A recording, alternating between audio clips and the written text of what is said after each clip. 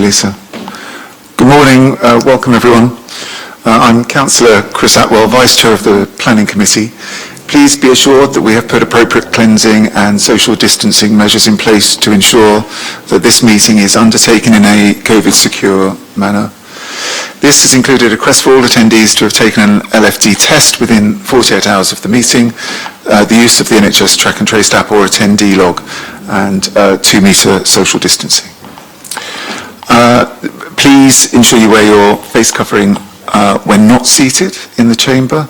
Limited public seating has been made available. However, this meeting is also being webcast to allow the public to attend remotely if they so wish. Please be advised that the public seating area is not in view of the camera used to webcast this meeting. Housekeeping: if the continuous fire alarm sounds, please evacuate the room and public gallery by the stairwells. Do not attempt to use the lifts, and please assemble at Queen Victoria's statue in front of the civic offices. In order to comply with the Guildhall Trust's fire marshal regulations, anyone who signed in at the Guildhall reception desk should sign out when leaving the building after the meeting. Will everyone ensure they use the microphone when speaking? Hopefully members of the public have been shown how to use that. Good, excellent. And members of the press and public are permitted to record the meeting on the understanding that it neither disrupts the meeting nor records those stating explicitly that they do not wish to be recorded. Okay, so please use the microphones and remember to switch them off when you've finished speaking. Okay, to business. Apologies. I have apologies from Councillor Lee Hunt, Chair of the committee, who I'm sure we all wish him a speedy recovery and back in this seat, keeping us all in control soon. Any other apologies, Lisa? No, not aware of any other apologies, Chair. Okay, thanks. Apologies from Councillor George Fielding. Okay, thank you, Judith. No other apologies. Members, any declarations of interest?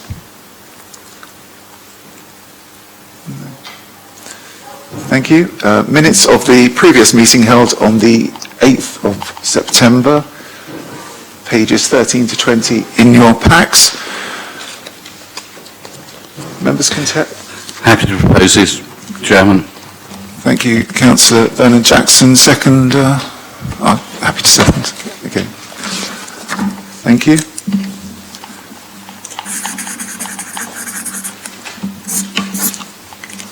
Right, let's get on with the business of introducing ourselves to everyone before we get on to the applications. We should start with members. Start with the committee.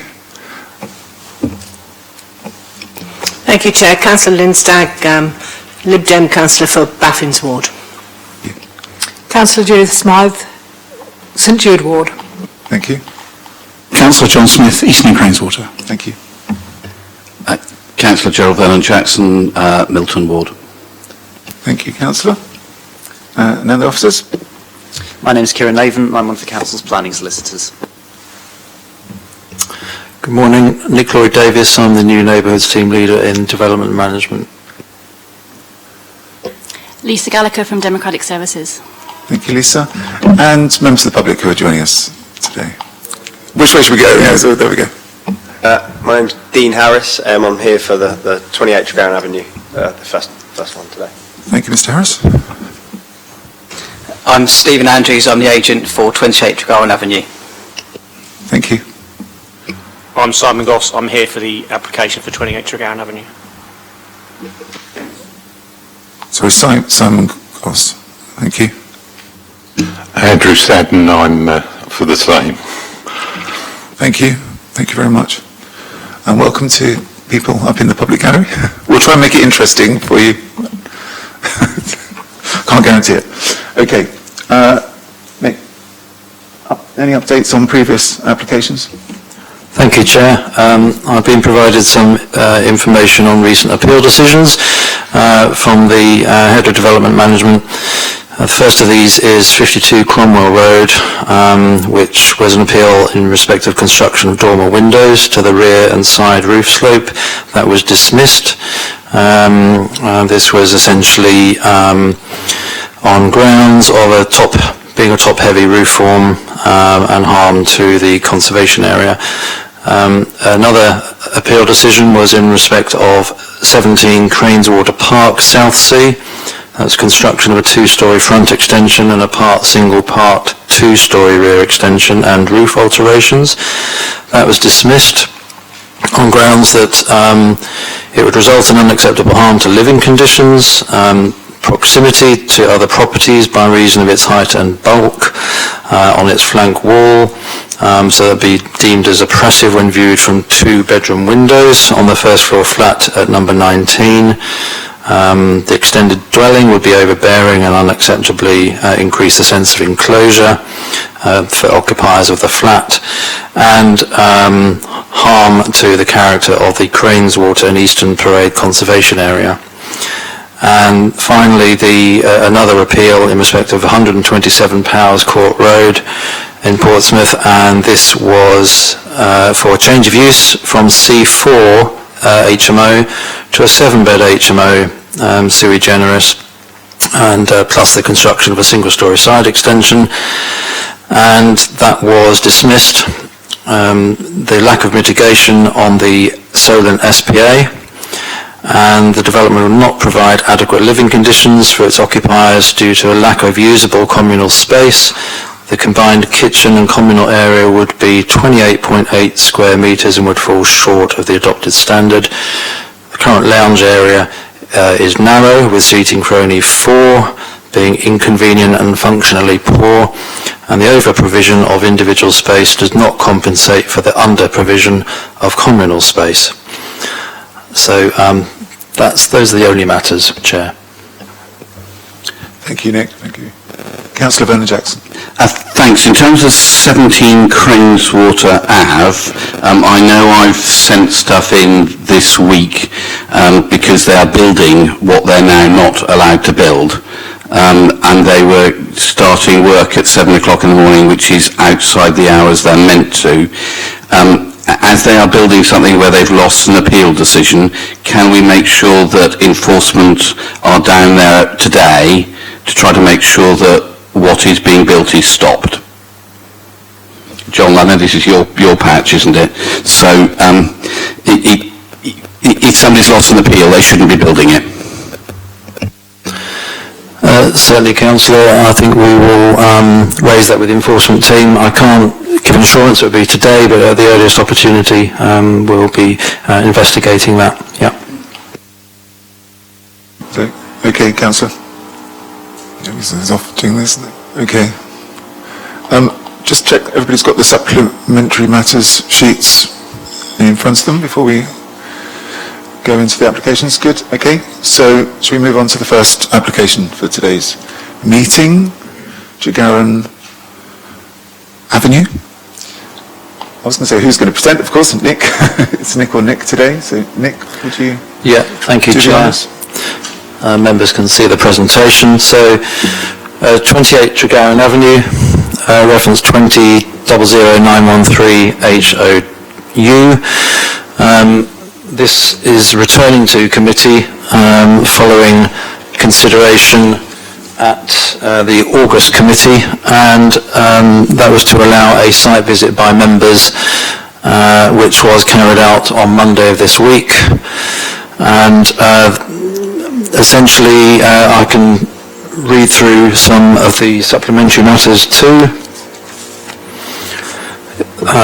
which are essentially subsequent to the publication of the report. Officers recommend the frosting of a large first floor bedroom window due to overlooking and loss of privacy that would otherwise result. So the window is on the north elevation of the proposed extension, facing towards number 26 Tregaron Avenue, about 7 metres from the boundary. So the applicants agreed to such a condition, and the recommendation, an additional condition is set out in the SNAT. Recommendation remains to approve with this additional condition. And some photographs I will come to, which have been provided by objectors from 29 and 31 Mansfield Avenue, I have provided those in the presentation, which I'll just take members through now. So, 1 minute, Nick, sorry, Councillor Smythe. I think that these actually were the photographs taken by the planning officer at the site visit. yes, some of the photos were, and they've been added to the presentation, but we also yesterday received some additional photographs from the parties of the objecting properties, so I've added those as well for good measure. Thank you.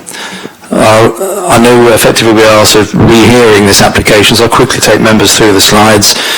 As a reminder, the application is for a two-storey rear extension shown on the site at 28 Tregaron Avenue. It backs onto properties on Mansfield Avenue, and the extension straddles the boundaries of numbers 29 and 31 Mansfield Avenue. This is an aerial shot. The property, the application property, if I use my laser pointer, is here. There's an existing conservatory, and number 31 Mansfield Avenue and number 29 pair of semi-detached properties. They both back onto the application site. The proposal would provide additional playroom space at ground floor and an enlarged bedroom on the first floor. This shows the existing and proposed elevations, so you can see the existing conservatory, and then the extension is a part single-storey rear extension now, because it was reduced by a metre from the originally submitted application, and I think the other, so it's reduced by a metre at first floor level to mitigate impacts upon the neighbours.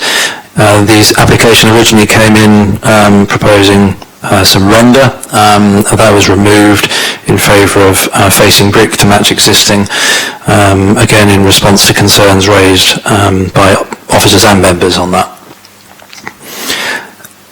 This is another elevation, well, again showing the side elevation as will be seen from the neighbouring properties. There are some dimensions added here, so 4 metres at single-storey level. The 4.7 metre distance is the extent of the new eaves line from the existing eaves line, which sort of goes down as shown by the laser pointer, but it's actually just 3 metres in terms of the floor plate.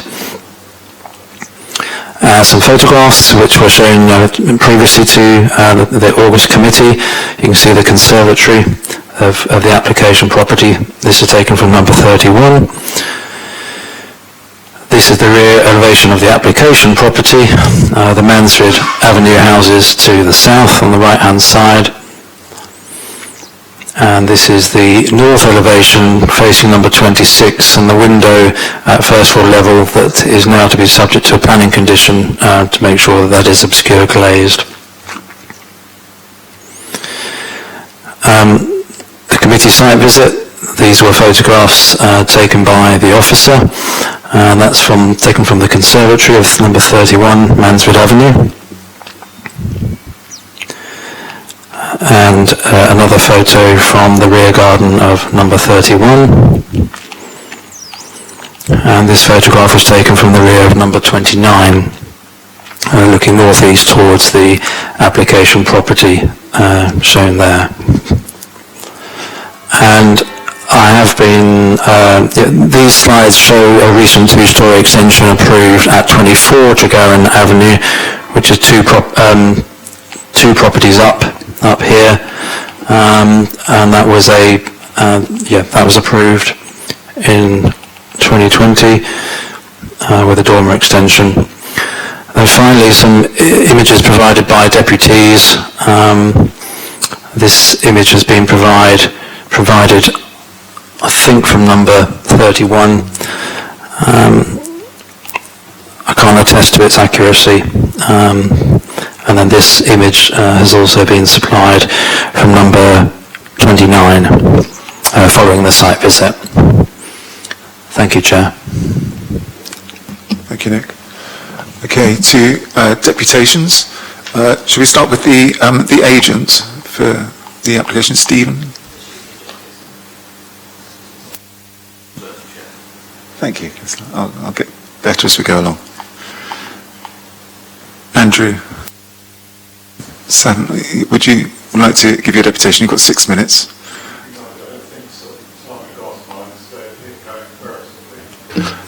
Okay, you're happy to that? Okay. Good morning, my name is Simon Goss and I live with my family at number 31 Mansfield Avenue, Drayton. 31 Mansfield Avenue has been my family home for 25 years and I speak today to object to the extension plans to 28 Tregowan Avenue. I outlined my objections when I was given the opportunity to speak at the last meeting on the 18th of August. In the interest of brevity and to avoid repetition, I will keep it short, but I understand that there might be new councillors here, so I will continue. I'm very grateful that a site meeting was held a couple of days ago and that this gave those who attended the context and scale of the extension and how it adversely affects the enjoyment of my property by the close proximity and overbearing bulk. I accept that Mr and Mrs Harris wish to extend their chalet bungalow and I wish to reiterate that my objections are not directly personally. Whilst the objections of the extension come from all my neighbours at 27, 29 and 31 of all the properties in the vicinity of 28 Tregowan Avenue, and in relation to all of the planning application, my property is the one that is most affected by this huge extension. The reason for this is because the rear of our home faces north and directly at 90 degrees to the southern and largest aspect of the proposed extension at 28 Tregowan Avenue. And hopefully you can see that on the document I prepared, that PDF document with the red overlay on it.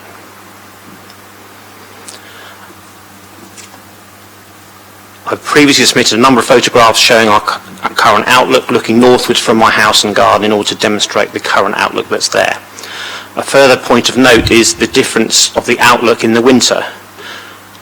Those attending the site meeting on Monday would have seen an amount of cover from foliage, especially from the garden of number 29, of the side and rear on number 28 Tregowan Avenue.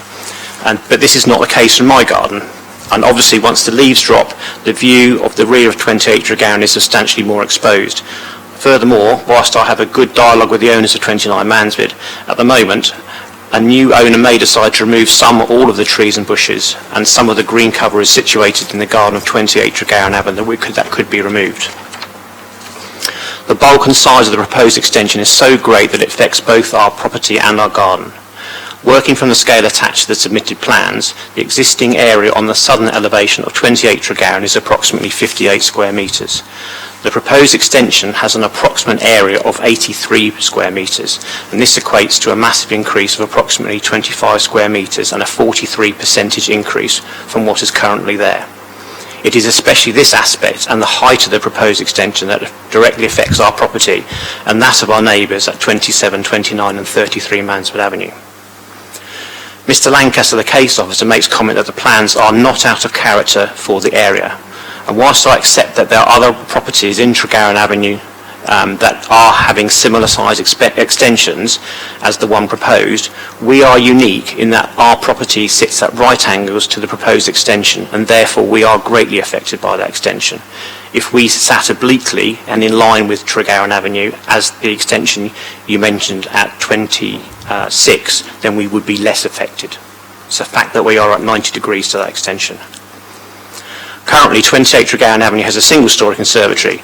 It is proposed to replace this conservatory with a two-storey extension plus a tiled roof. This is huge and disproportionate. The close proximity and height of the extension will leave us feeling hemmed in and oppressed with a greater feeling of enclosure. The architect, Stephen Andrews, states that the proposed extension is sited well away from the neighbouring properties with good boundary screening. I strongly dispute this fact.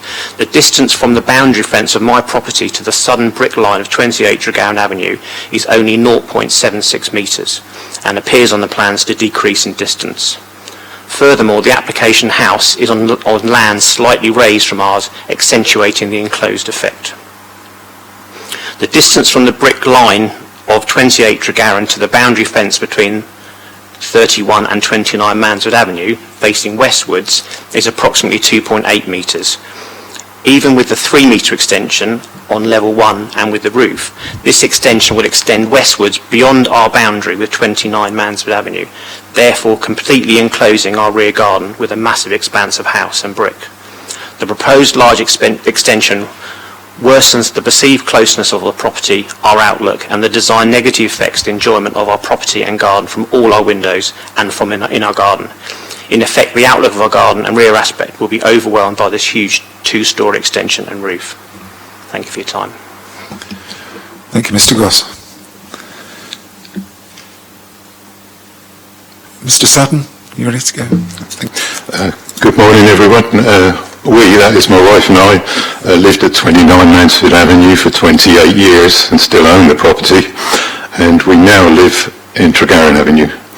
Our tenants at 29 have sent in objections to these plans.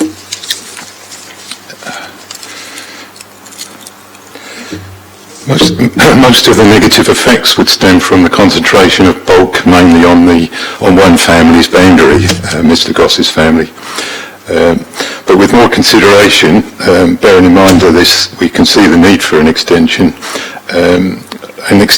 with good sized floor area could still be built at 28 Tregarron Avenue whilst minimising the negative effects.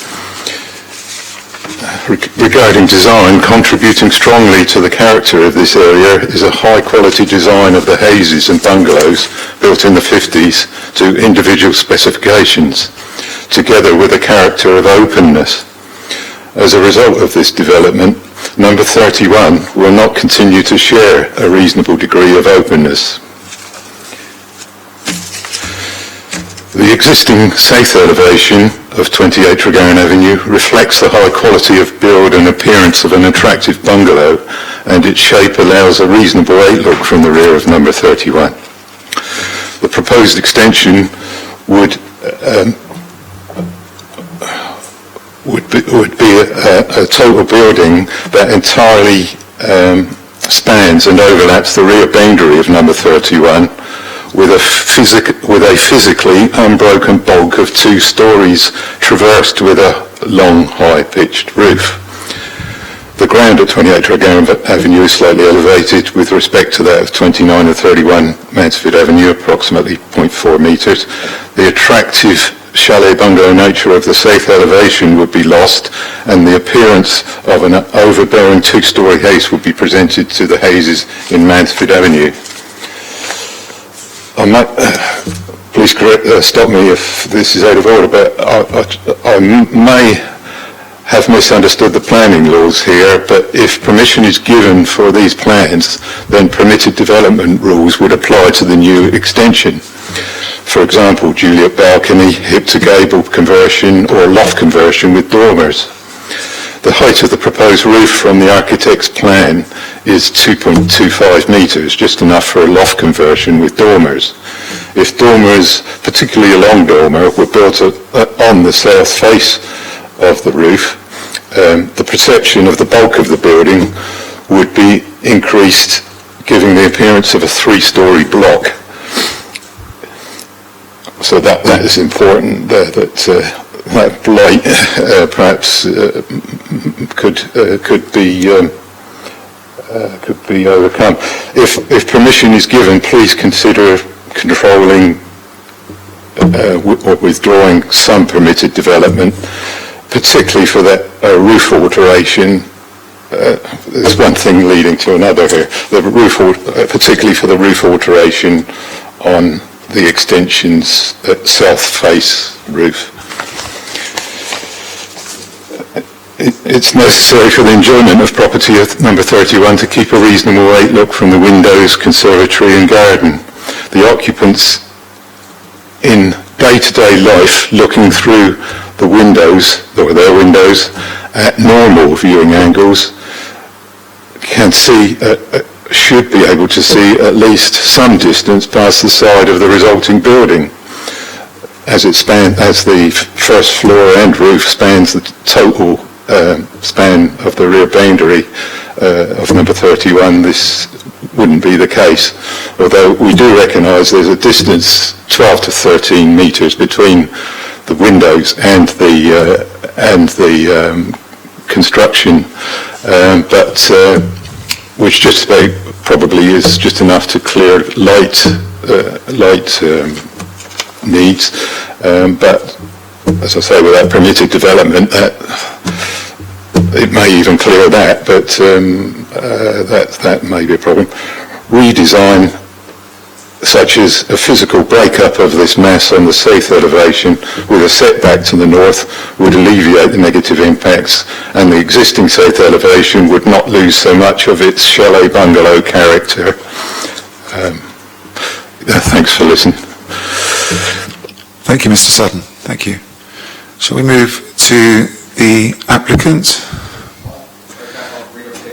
Okay, thank you.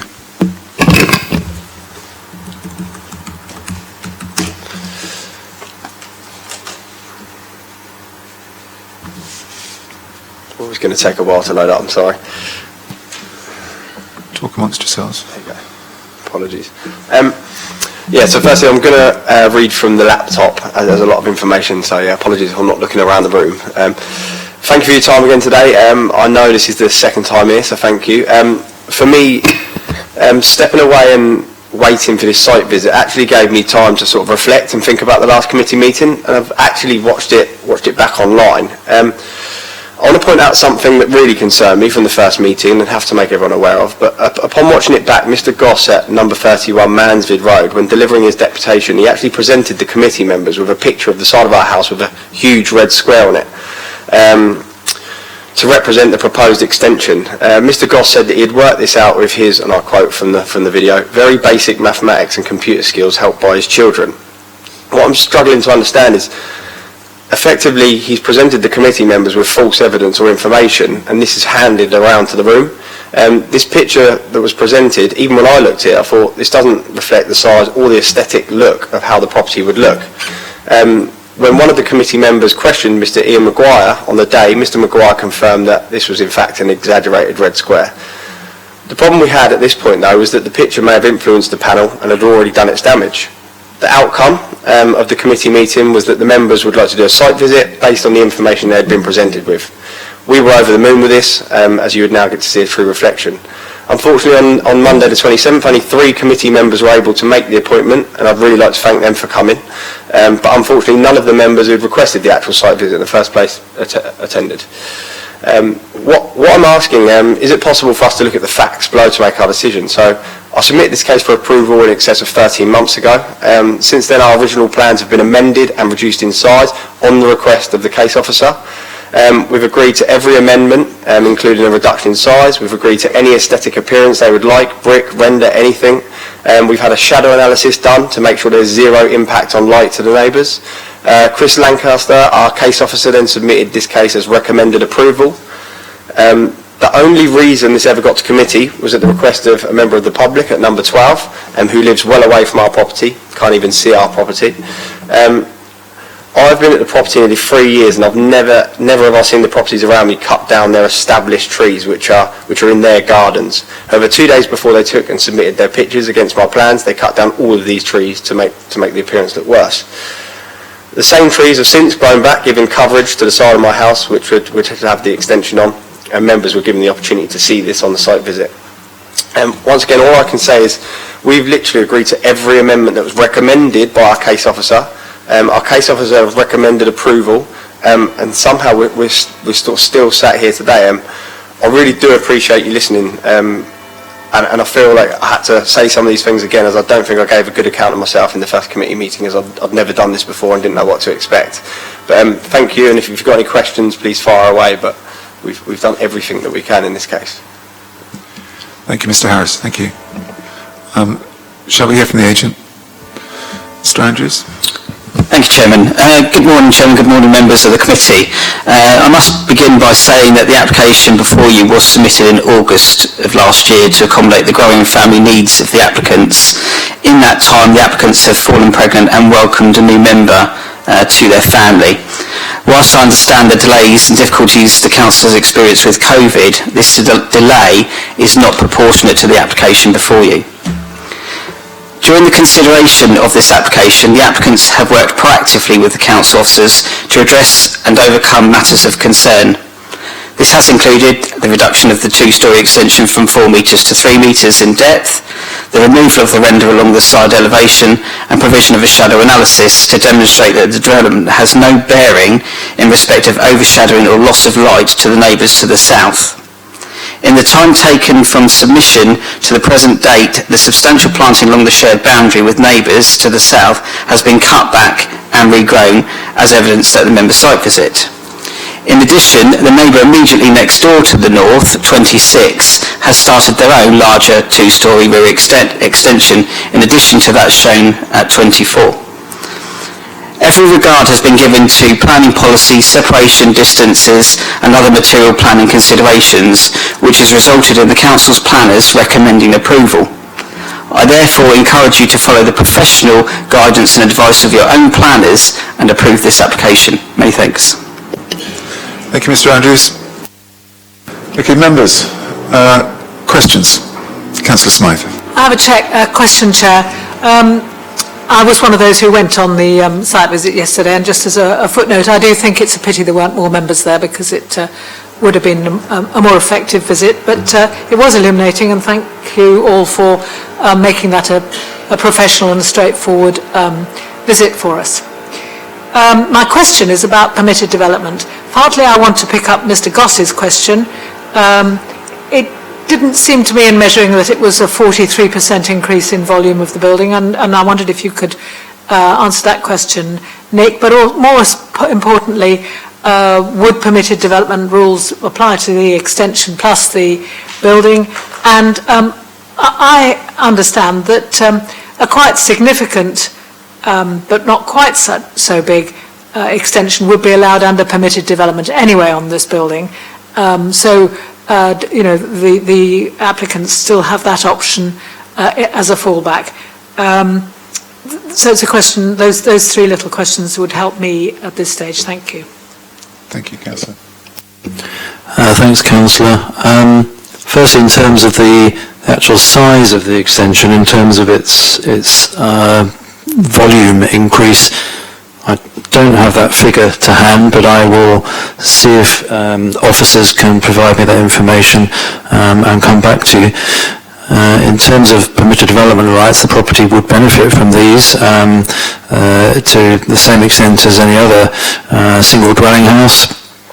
So they would be able to have extensions in the roof as well as ground and I'm not an expert on PD myself. It's been a while since I've dealt with them, but yes, I think they have unrestricted rights to PD, subject to extensions that have already been added to the property. So if they weren't to get this proposal, they would still be able to extend, subject to the criteria set out in the order.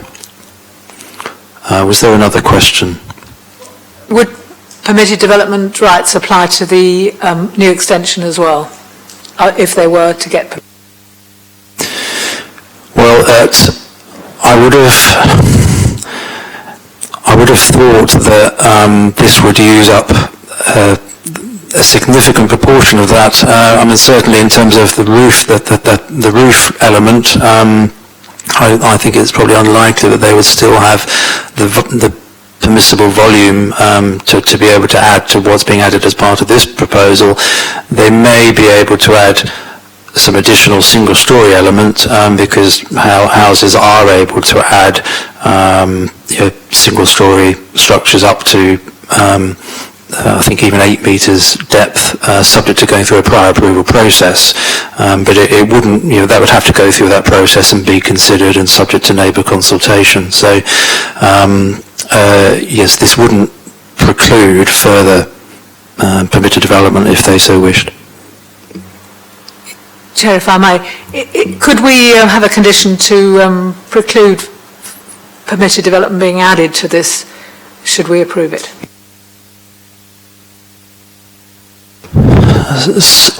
Without another planning application? Well, perhaps subject to any legal advice on this.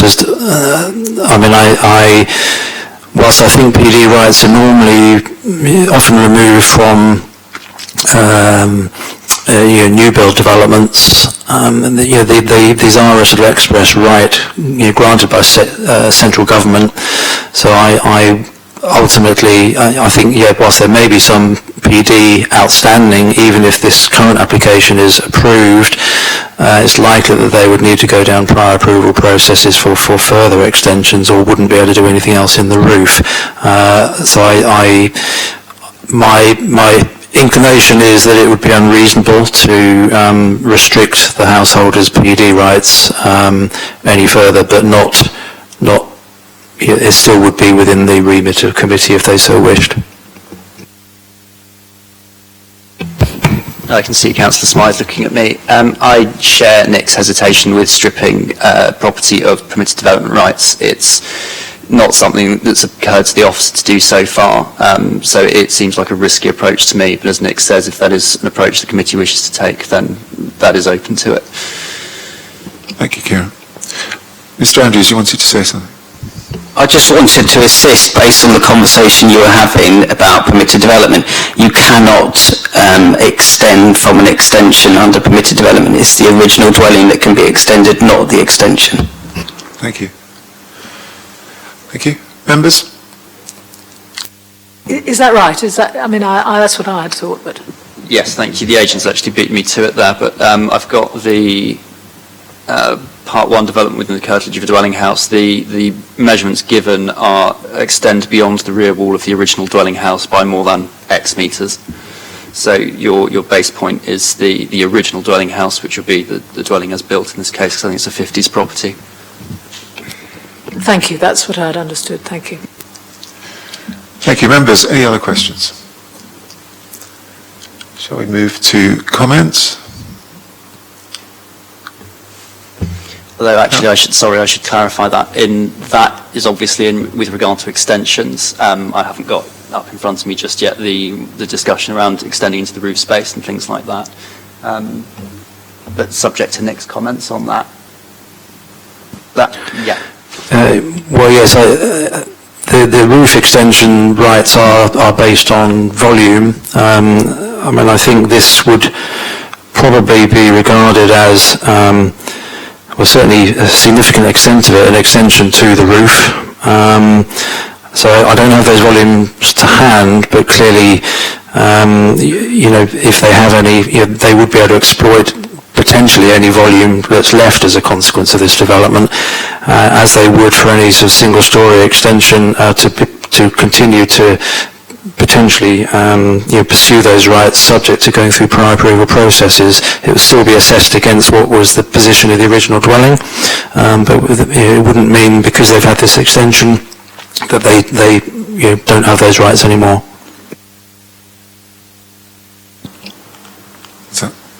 Okay. Councillor Vernon Jackson, comments. Thank you. First of all, my apologies not being able to make the site visit yesterday. It was a very busy day, and I'm grateful to colleagues who were able to attend. It's been a useful discussion today, and to hear more from what we heard last time.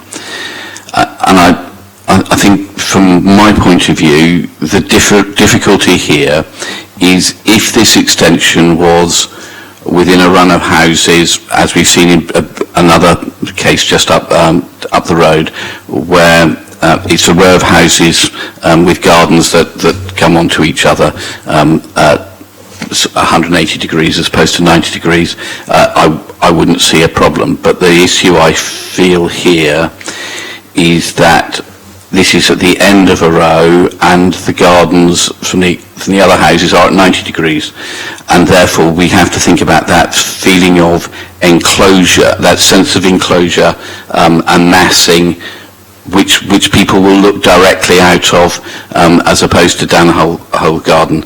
So it's much closer. So my feeling is that PCS 23 should apply here. And that there is more of a sense of enclosure and too much mass here for us to allow planning permission, and therefore I think I would therefore propose refusal of planning permission in line with our planning policy, PCS 23. I have no idea if anybody will second that, but that would be my view. Thank you, Councillor Vernon Jackson. We have a proposal on the table. I would second that. Seconded by Councillor Stagg. Councillor Smythe. I would like to propose that we go with the officer's recommendation. I think nobody likes change. There's no light being deprived in this application. Quite a considerable extension could be built under permitted development, and obviously because you don't want overlooking windows, overlooking the gardens of the two properties to the side, they would still be a substantial block of building. And I can't see any reason for, really strong reason, for not approving this application. And I fully understand the difficulties people have with change, but this is there are these lovely trees there, and people could put more trees up to break the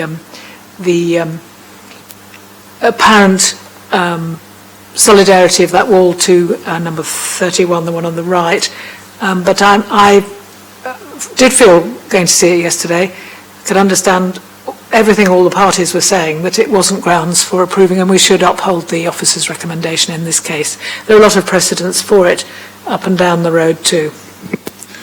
Thank you, Councillor Smythe. We have a second proposal. I only visited the property as well on Monday, and it didn't change my view from the first time round, and I would certainly back what's just been said. Proposal and a seconder to uphold the officer's recommendations. Okay. Any other comments before we go to the vote? Before we go to a vote, I just want to double check with the planners if they have any final comments. Yeah, thank you, Kieran. The only thing will be if we do go down the route of a refusal, we need to agree the wording of precisely what that reason is. Okay. So my suggestion would be scale and messy and sense of enclosure that would be created by this development, contrary to PCS 23. Is that okay? Yes, that would be fine. Okay. Yep. Could I just confirm, the two that did the site visit that was recommended the first time, though, their opinion is the ones that did the site visit? Just to clarify, is that correct? Thank you. Yeah, the point for comments really gone, but the councillors did make that clear themselves. Yeah. Thank you, Mr. Harris. So the first motion you have before you is the motion to refuse in order of time. So that's the one that, having just been cleared by Nick in terms of the reasoning, you'd be taking first, Chair. Okay, so the motion is to refuse. Hands up. Who? Favour or against? In favour of the motion to refuse? Okay, against the motion to refuse?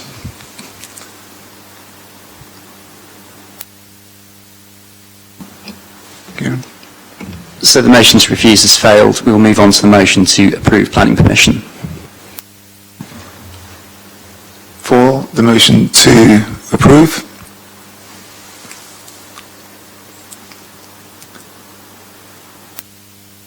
And against the motion to approve. Okay, thank you very much. So the motion to approve planning permission has passed. Okay, Mr. Harris, you have planning permission. Thank you all, thank you. While we were considering the first application, we've been joined by a couple of people. One I know, one I don't. So if I could ask you to introduce yourself. So if you could sort of use the microphone, that would be.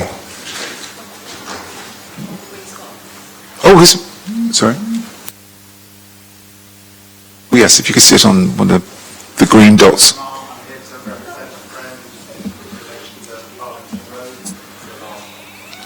Thank you, Mr. Marr. Thank you. And Councillor Sanders. I may not be here for long.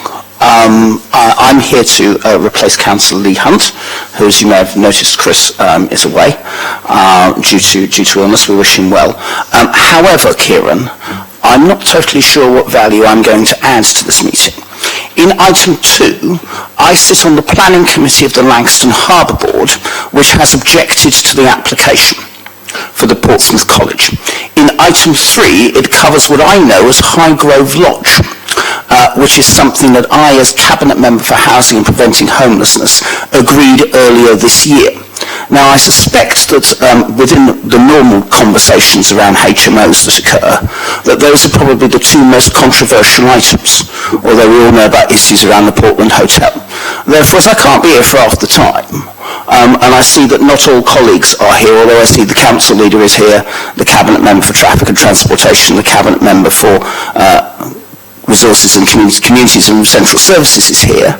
I'm not completely sure what I could add to the two most important discussions, as I get the feeling that legally there may seem to be a conflict of interest. Mr. Lawyer Kieran. Yes, I was anticipating your position. Neither was I. On Karen Avenue as portfolio member for that, so I would advise you not to sit on the bungalow application by the council. I wasn't aware of your position on the board in relation to Portsmouth College, but from what you've said, I would also advise you don't sit in on that one. I understand Councillor Hunt, as Chris may have said earlier on, has come down quite very, very recently with some health issues, so I'm here as a last-minute replacement. I'm happy not to be here because, frankly, I trust the 5 of you, but I would be grateful for some legal clarification. Well, I didn't quite catch what you meant about the HMO application. It was a pure comment around houses of multiple occupation. I've been in too many discussions involving HMOs. I understand, although we've recently won an appeal around moving to a super HMO, which is excellent. As I said, I have complete faith in the 5 of you to discuss this, and I think if I can't be here for half the meeting, or most of the meeting, then that seems to me to be Thank you, Darren. a difficulty. We are quorate, and I certainly can't force you to stay, so if you don't... Can't we force him to stay? Sadly not. Councillor Smythe. While we're on the subject of conflicts of interest, I had just like to clarify with you, I'm on the cross-party committee on rough sleeping and homelessness that Councillor Sanders has set up, and I've been involved with that for 3.5 years ever since I became a councillor. I had understood that I had got a non-personal or prejudicial or interest in that item. Is that the case or not? I'm struggling to see which item that would give you a conflict with, sorry. That's the item on the Portsmouth City Council application. Judith, I don't see that as being an issue. No. I don't think I have, but as Councillor Sanders mentioned... No, the council has got nothing to do with the... portfolio member for housing, so that the argument runs that he is ultimately, it's his project. Yes. In other words, I've agreed this, and there could be seen to be a prejudicial conflict of interest in the sense of I've already agreed this as a cabinet member, and I'm walking in and agreeing it. So it's purely up to Kieran as to whether he thinks I'm in a position to stay for items 2 and 3. If he believes I'm not in a position to stay for items 2 and 3, I'm not going to stay for items 4 or 5, given that the meeting is quorate. It's just for public doubt. I need to also say that I'm on that committee, which Okay. In the interest of transparency, I hear that, Councillor Smythe. I've already advised Councillor Thingy. My mind's gone blank, I said it 2 seconds ago. I've already advised you, Councillor, that for items 2 and 3, if I were you, I would not sit on these items because of your portfolio interest and the membership of the Harbour Board. Councillor Sanders, thank you very much. May I therefore be excused and trust the 5 of you to progress things I'm pleased that you trust us to continue without you. It's nice to see you, though. Albeit briefly. Okay. Shall we continue? Portsmouth College. Nick. Thank you, Chair. This application relates to Portsmouth College, Tangier Road, application 20-00241 FUL. First of all, I draw members' attention to the supplementary matters, of which there are quite a few. There's an error in the condition numbering in the original report, so the updated text and new conditions have been added. So these are repeated in the supplementary matters. for the sake of thoroughness, but I don't propose to go through those in detail other than to say that there were 2 additional conditions added in respect of tree protection and drainage, and the recommendation otherwise remains unchanged. The other elements of note in the supplementary matters are confirmation from the arboricultural officer that there's no objection, that the tree protection measures are acceptable and the condition will reflect that. The applicants did provide some details of tree protection and the condition will secure those. Following some queries made at the pre-committee briefing, in terms of, one point was raised about the distance between the proposed building and the existing building. So separation distances are between 3.8 metres and 7.1. The new building would inevitably impact on the outlook from some of the existing classroom and office windows, but would not block them completely. It's not considered that the impact on outlook would be significantly harmful to the amenities of the users. We have received some verbal clarity. Sorry, I'm sorry to interrupt. Should we be seeing some... Yes, I think once I've gone through the SMAT, I'll go through the presentation. Sorry, I'm struggling with...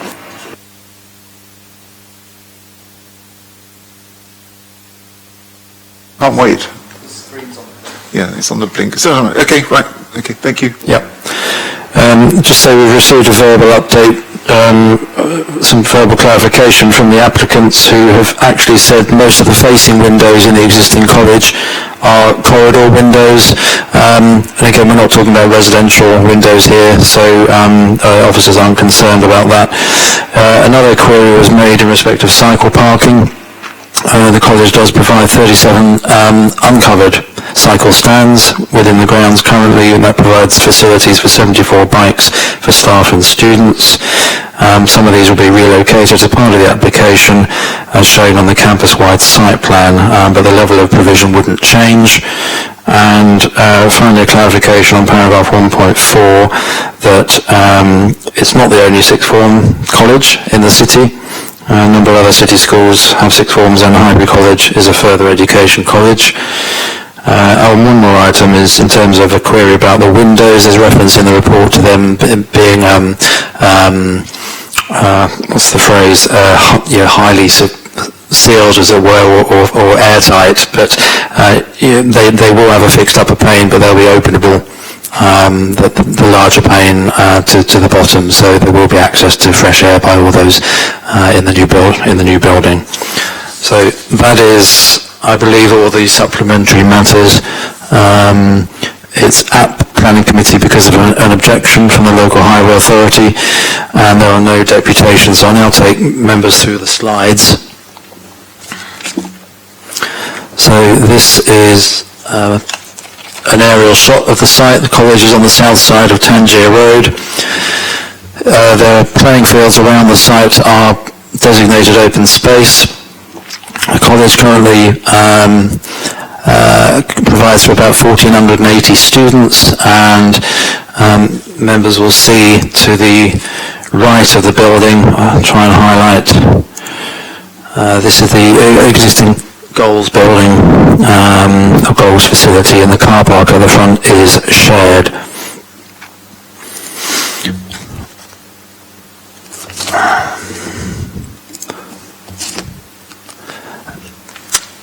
This plan shows essentially much of the land around the sort of curtilage of the college is a core area for wading birds, and this is something that was subject to objection from the Harbour Board when the proposals initially came in, because it was proposed to have a car park, additional car parking spaces just sort of south of the Goals building.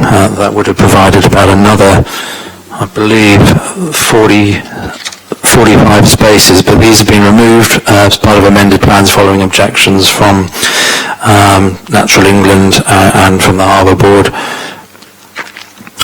Just some site photographs first of all from Tangier Road showing the existing buildings and view of Tangier Road itself. This is the site layout plan. The building proposed, I've highlighted here with my pointer. So it's a two-storey building. To accommodate the new classrooms, it measures 18.4 metres long, 18 metres wide, and 8.1 metres in height. And it's located on the existing car park. So yes, it will be two-storey, providing 7 classrooms, and enable increase the capacity of the college by another 200 students. The development would result in a loss of 21 parking spaces from the existing car park, so take it from 117 to 96, but there would be a replacement of 25 parking spaces provided for use by college staff in evenings towards the rear of the college campus. And I'll try and point that out on a subsequent slide. This is the elevations proposed, so this will include red brick, which is shown indicatively here on the image, and a mixture of grey and terracotta cladding. So a similar style, a building style to the existing development, and the precise details will be secured by planning condition.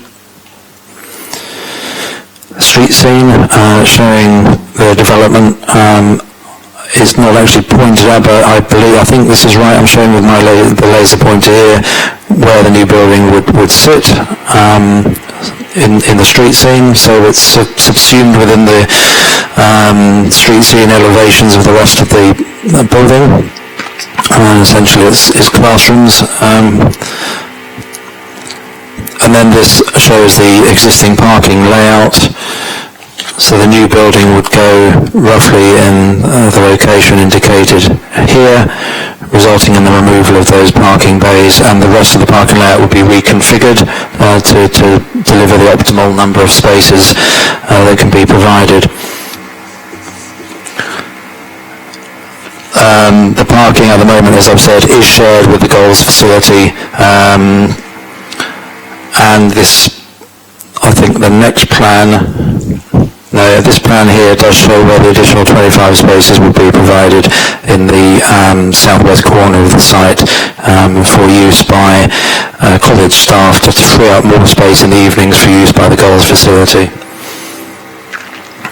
Finally, some photographs showing existing levels of unrestricted parking along Tangier Road, looking in both directions. So there is quite a fair bit of unrestricted parking as part of the development.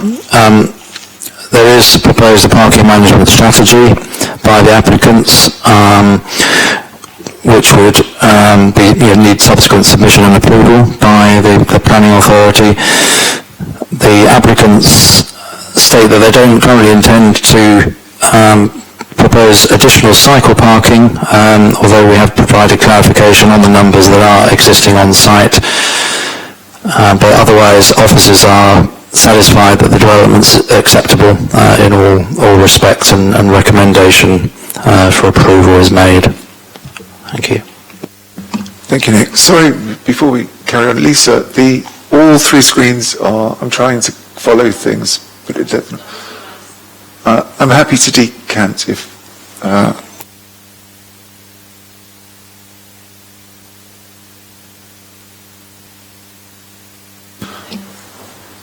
So just take a couple minutes break while I move my things.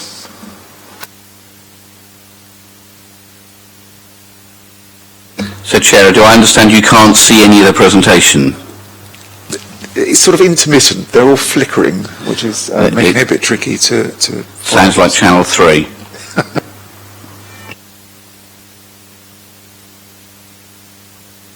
So, Chair, are you going to come and sit in the body of the Kirk with the rest of us? Thank you.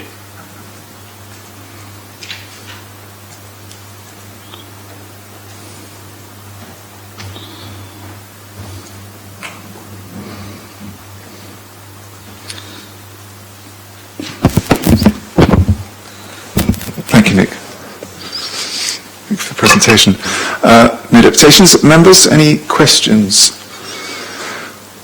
on the presentation? No? Of course, I can't see you behind. I shall make sure that you know my presence is I'm here, sure you Chair. will. No questions. Any comments, please? Chair, I'm happy to propose officer recommendation. Thank you, Councillor Van Jackson. Councillor Stagg. Thank you, Chair. This is a very difficult one. It's in my ward. I know the college well. It's a very popular and very successful college, and it's open access, which is really good. So it's catering for the whole gamut of young people. However, parking is a major problem, and I don't know how this can be overcome, because there is only one bus service that serves the area, and that finishes at about 5 o'clock, 6 o'clock in the evening, so it's difficult. So I would wish that they would work, or could work with the bus companies first, to see if anything could be done. Maybe that the college could subsidise. They do have a special service that works for the college students, but for the evenings in particular, because with girls and a lot of evening classes going on there, it's going to be very difficult. So I am very torn. They need to have the additional buildings, because they just simply do not have the room for all the students who want to go there. And of course, it's better that they come to Portsmouth and they go out of the area from a transport point of view, less pollution, etc. But also, it's good for the city to have such a successful college. But I think they need to be able to address the problems of parking, and not just parking, but the cycle storage as well. Yes, absolutely. Thank you, Councillor Stagg.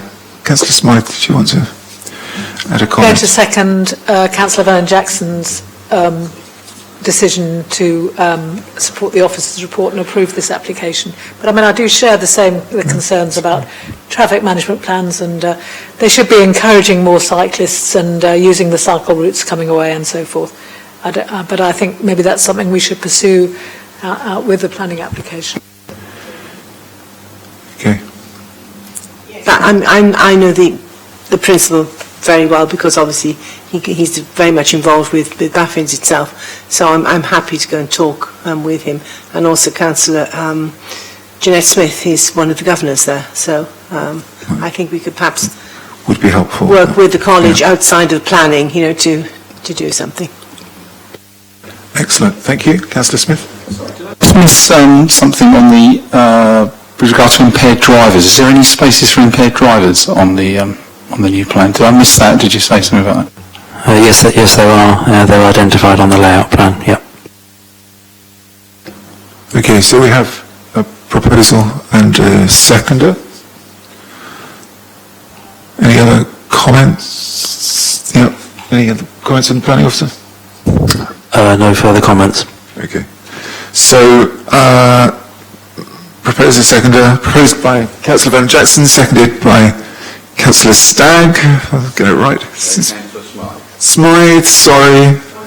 Sorry, we've got a seconder. Now the comments, shall we go to the vote then? So, those in favour, for the motion as set out, I think that's everybody, I assume. Thank you. Against? Okay. Kieran? Thank you. Yes, that was unanimous approval in favour of the motion to grant planning permission in accordance with the officer's report. Thank you, Kieran. Okay, let's move on to Karen Avenue. Nick? Thank you, Chair. Land adjacent to Karen Avenue, Portsmouth, application 20-01513/CS3. This is at Planning Committee as the Council Housing Department is the applicant, and there are no deputations as far as I'm aware.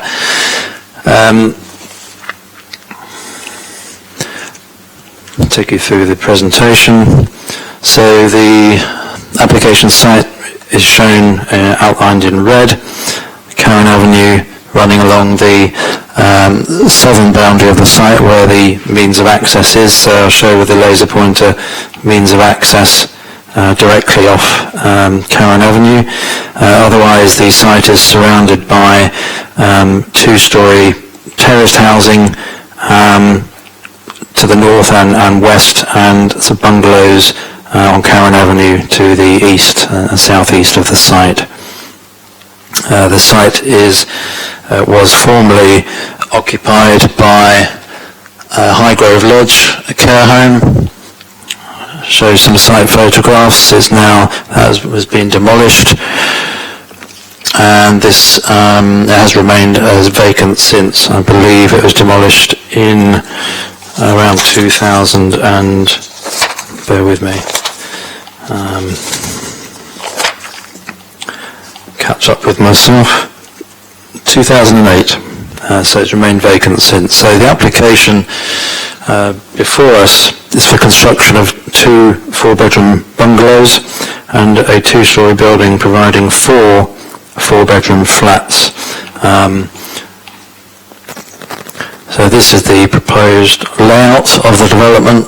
So the flatted building, the northern part of the site, which is a 2-storey, and these are 2 detached bungalows, both of them 4-bedroom, along the eastern boundary of the site, with private gardens for each of those and a communal garden for the block of flats.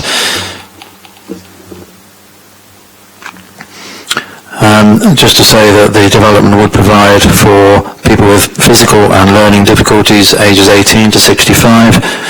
24-hour care would be provided by non-residential staff, but there would be anticipated to be 18 staff on site at any one time during the day and 8 at night. So perhaps I'll take you back to the site layout. The proposed access would continue to be from Karen Avenue, as was historically the case.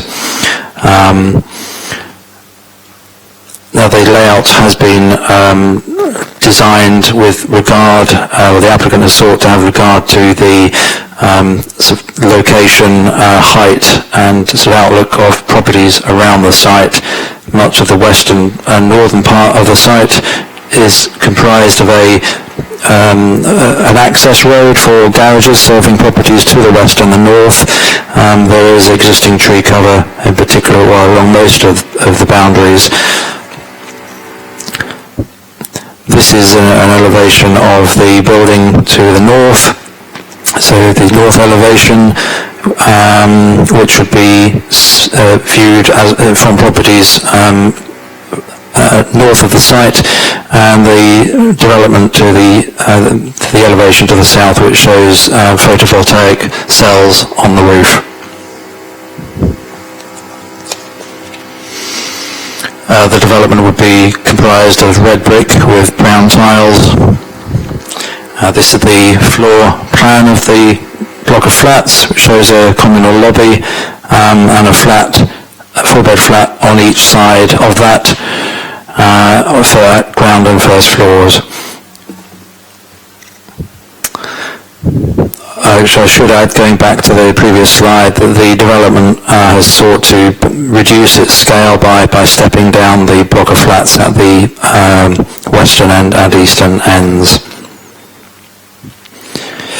In terms of the houses, this is a sort of view across the site from north to south, showing the block of flats on the left-hand side here, and the bungalows to match the scale of existing bungalows on Karen Avenue. And this is looking from the east of the site, and the photovoltaic panels will be on the eastern roof slope of those bungalows. These are the layouts of the bungalows.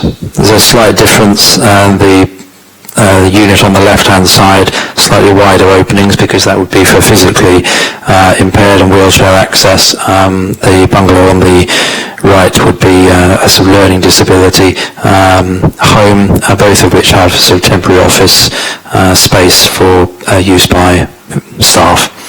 There's some 3D visuals of the site, looking at the bungalows on the right-hand side, proposed bungalows, and the access road in, and the block of flats shown in the left-hand corner.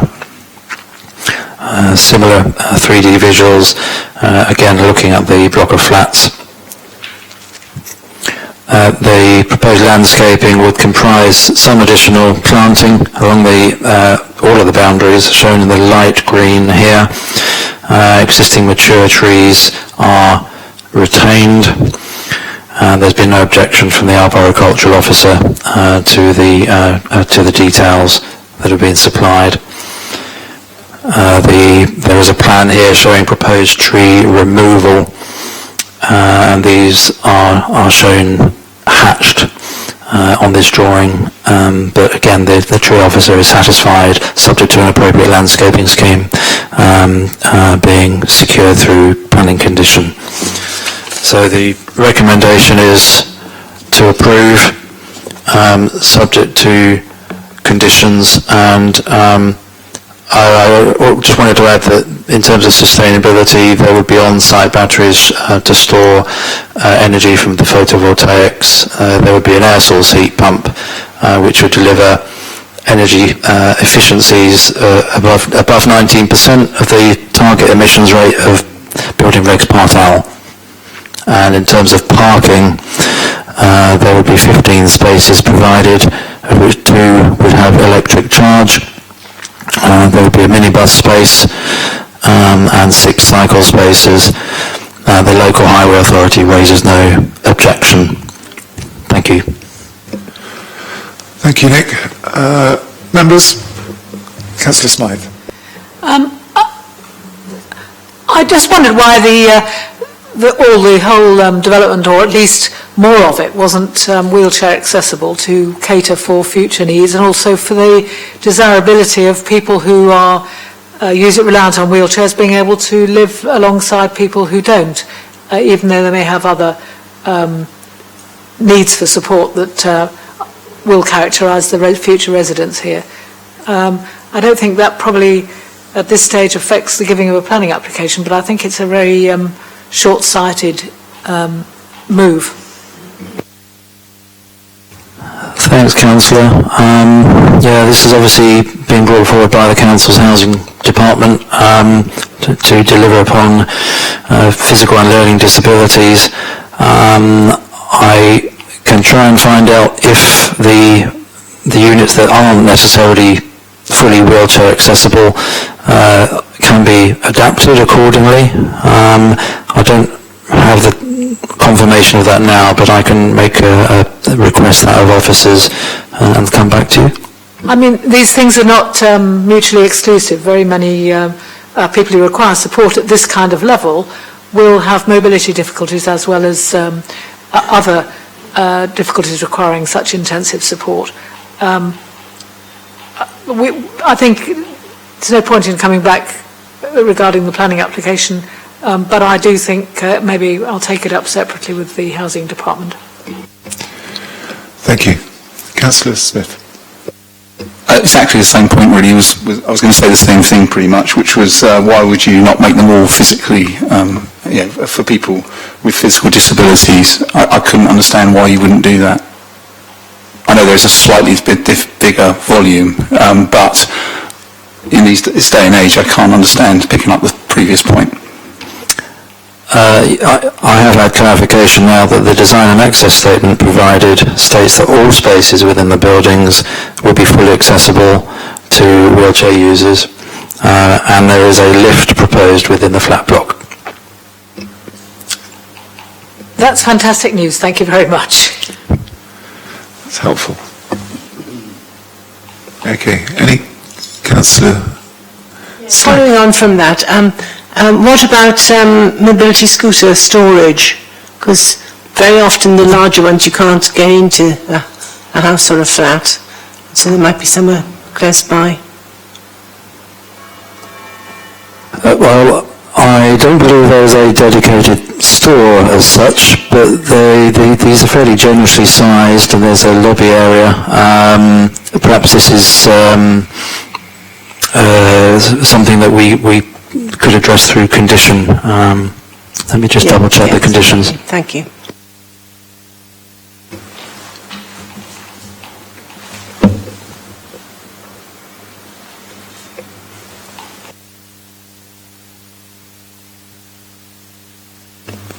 Chair, we could make an adjustment potentially to the cycle storage condition, which does require prior to occupation.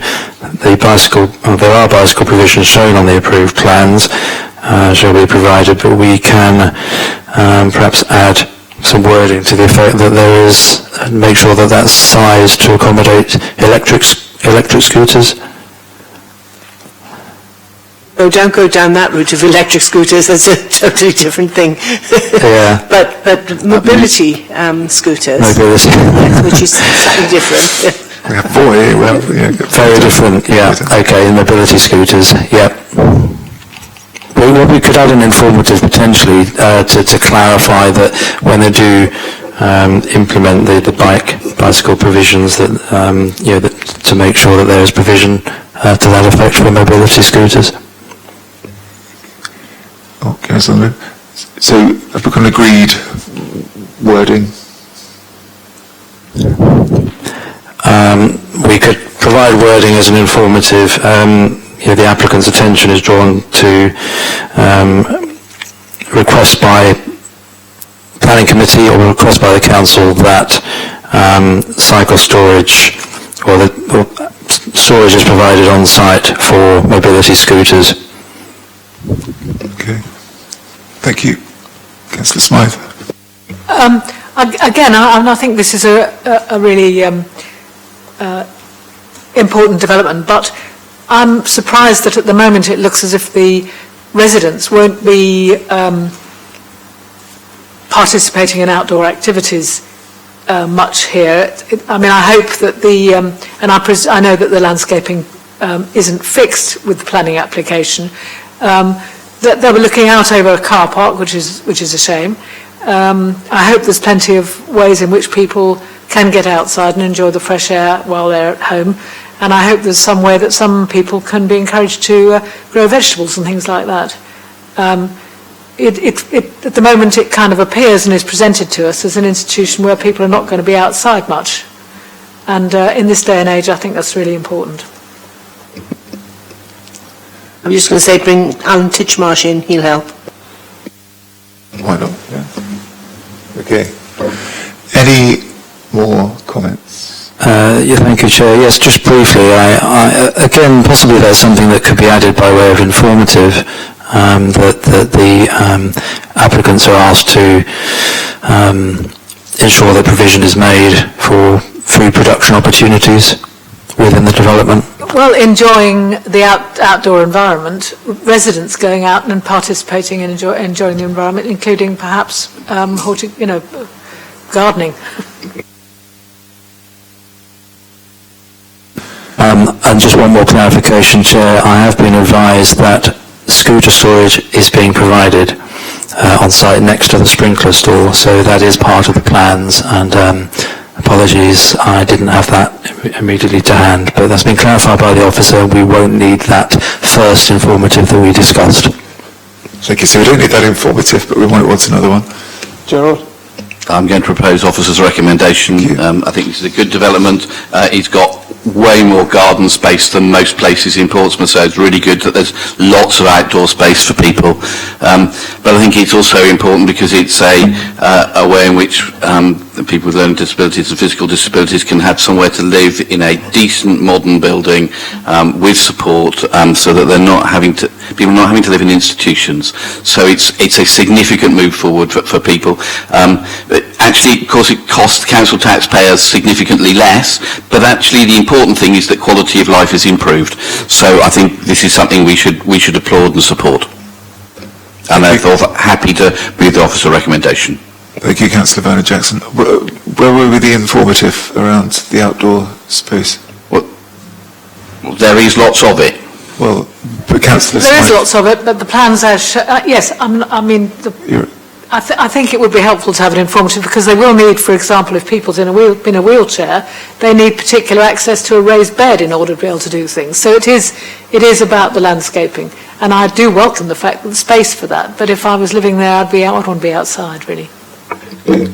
Well, Yes, I think as this will be a sort of council development, I think it'd be sufficient for us to add an informative to the effect that the applicants are requested to ensure that residents are given optimal access to outdoor space and opportunities for food production. Thank you. Councillor Banjos, are you happy to propose with the informative? Of course. Of course, just checking. Second? Councillor, well, everybody still wants to say, right, okay. Councillor Stagg, you're up first. Okay, so we have a proposer and a seconder in Councillor Banner Jackson and Councillor Stagg to move the officer's recommendation plus the informative about the outdoor space. Should we move to the vote? I think we know we're going, we're voting for, yep, in favour of the officer's recommendation plus the informative. Good, thank you. Shall we move on to the former Portland Hotel?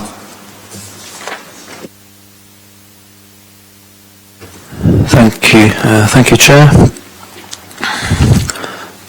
The former Portland Hotel is 38 Kent Road, Southsea, application reference 20.00121/VOC.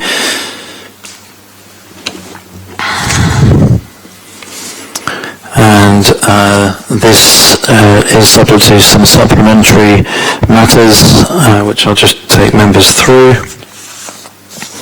There's an error in paragraph 2.7 of the officer report, which makes reference to 2 pedestrian and 1 vehicular access. However, 1 pedestrian and 1 vehicular access is being proposed. Amended plans have been received. The reference numbers stated on the document. As part of the amendments, the proposed pedestrian access would now be located to the east of the vehicular access in lieu of the west, and the proposed hard standing has been amended to reflect these changes. The materials would include resin bonded gravel, paving slabs and permeable block paving. So the condition 2 has been amended to reflect the changed drawing referencing. We have also received a consultee response from the conservation consultant, and these have been set out in full for members' benefit in the supplementary matters. I don't know if members would want me to read that through at all. Otherwise, I assume they've had a chance to review those. So I'll proceed. But essentially the Conservation Officer raises no objection to the proposals and has Conservation Officer support. That's the supplementary matters. The reason this is at committee is because there is a local hire authority objection which is set out in the report. This is a Grade 2 listed building within the Owens Southsea Conservation Area, and planning permission was granted in May 2017 to convert the building to 12 flats, and works have been ongoing since that time. So the site on this is outlined in red here. You've got Kent Road to the north, Portland Road to the west, and Portland Terrace further to the south. There's also a sort of service yard area on Tunbridge Street to the east.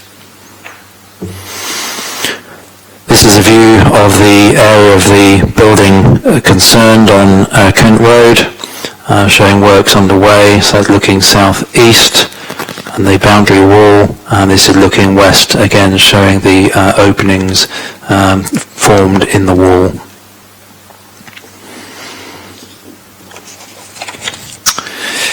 Proposed vehicle and pedestrian access. There is an existing previously approved access with timber gates shown with the arrow on the left-hand side and serving one of the units, and it's proposed to vary the previously approved drawings to provide an additional vehicular and pedestrian access fronting Kent Road. This would be the layout as amended. within the site. So there's been a number of minor material changes to the original layout since permission was granted, but so there is a boundary wall separating this duplex unit and that next door. This is, you've got the means of access, the vehicular access and gates shown here onto a private driveway and turning space, and the pedestrian access to the steps into the house now to the east, so it provides a much more direct route to the property. Examples of other entrances along Kent Road have been set out here just to show that there are timber entrance gates along Kent Road at the properties indicated on this slide. There's another street view for good measure. So the application is for the formation of this additional vehicular and pedestrian access onto Kent Road, resulting in a new opening through the boundary wall. The recommendation by officers is to approve, and I just see if it would be subject to essentially repeating the original conditions of the original consent, but subject to the amended drawing reference. So it's effectively giving a new planning permission, but with a slight alteration to the conditions. Thank you. Thank you, Nick. We have a deputation to be read out. Yes, you are correct, which I need to read out. Thank you, Chair.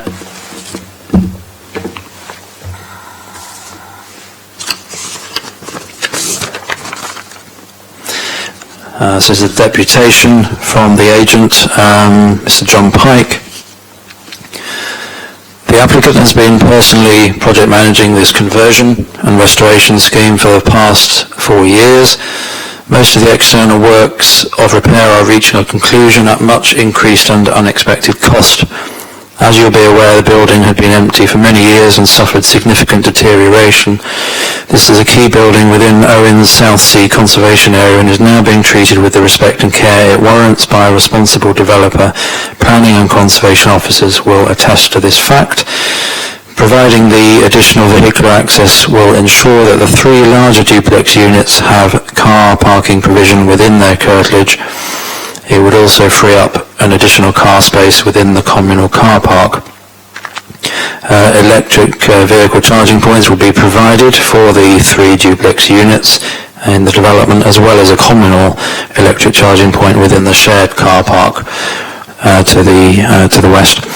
There are many vehicular access points onto Kent Road. Most do not enjoy sight lines because of the need to protect the character and appearance of the conservation area. In fact, such an access has already been approved at 38A Kent Road as part of this development. In respect to the proposed timber gates, this treatment has already been accepted for the other 2 access points within this site, both Kent and Portland Roads. To provide metal railing gates would be wrong and result in an inconsistent appearance. Furthermore, most other vehicular access points in Kent Road have similar timber gates, such as 37 and 51C, as well as Branksmere nearby, times 2. Approving the proposed vehicular access and gates would allow the external development to continue to a conclusion in the coming months. Thank you, Nick. Questions, members? Comments? Councillor Smythe. I would like to say that I'm very grateful that we've now got the report and the recommendations of the Conservation Officer. The earlier draft of the application I saw didn't have that, and this is one of the most important historic buildings in the city, and certainly within my ward, St Jude. Terrific amount of money was spent on restoring the other parts of the Portland Terrace, which is still social housing, and I'm proud to say that I had a strong part in that when that development was done. So I'd like to move to recommendation to accept the officer's recommendation, and I'm very grateful that we've now got Conservation Officer support for that. Thank you, Councillor Smythe. Any other comments? Councillor Vanner-Jackson. Yes, I suppose I'm slightly disappointed by this. If you look at the rest of Kent Road, lots of properties share accesses so that the walls are retained mainly whole. And it just may be the way in which society is that everybody wants their own private access to their own private space and not to share anything, which unfortunately that's just maybe how society is. But I don't think that's a reason for turning it down, the sooner that this lovely building is restored and reused, the better, for everybody's benefit. So I'm happy to second Councillor Smythe's proposal. Thank you, Councillor Vanna Jackson. Any other comments? Planning Officer, any other comments? No, just to ensure the recommendation includes the changes in the SMAT, in the supplementary matters. Yeah. Thank you. So we have a proposal on the table.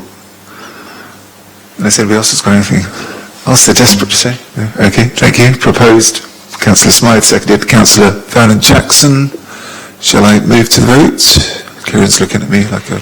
Yes, you've got a proposal from Councillor Smythe, a second from Councillor Van Jackson, to approve in accordance with the officer's recommendation plus the SMAT report. So we are voting to approve the application. Chair, just for clarity for people watching, could you say those in favour so that people who are watching know what we're voting on? Thank you very much. Good advice from the Leader of the Council. Those in favour of the recommendation, please raise your hand. Those against?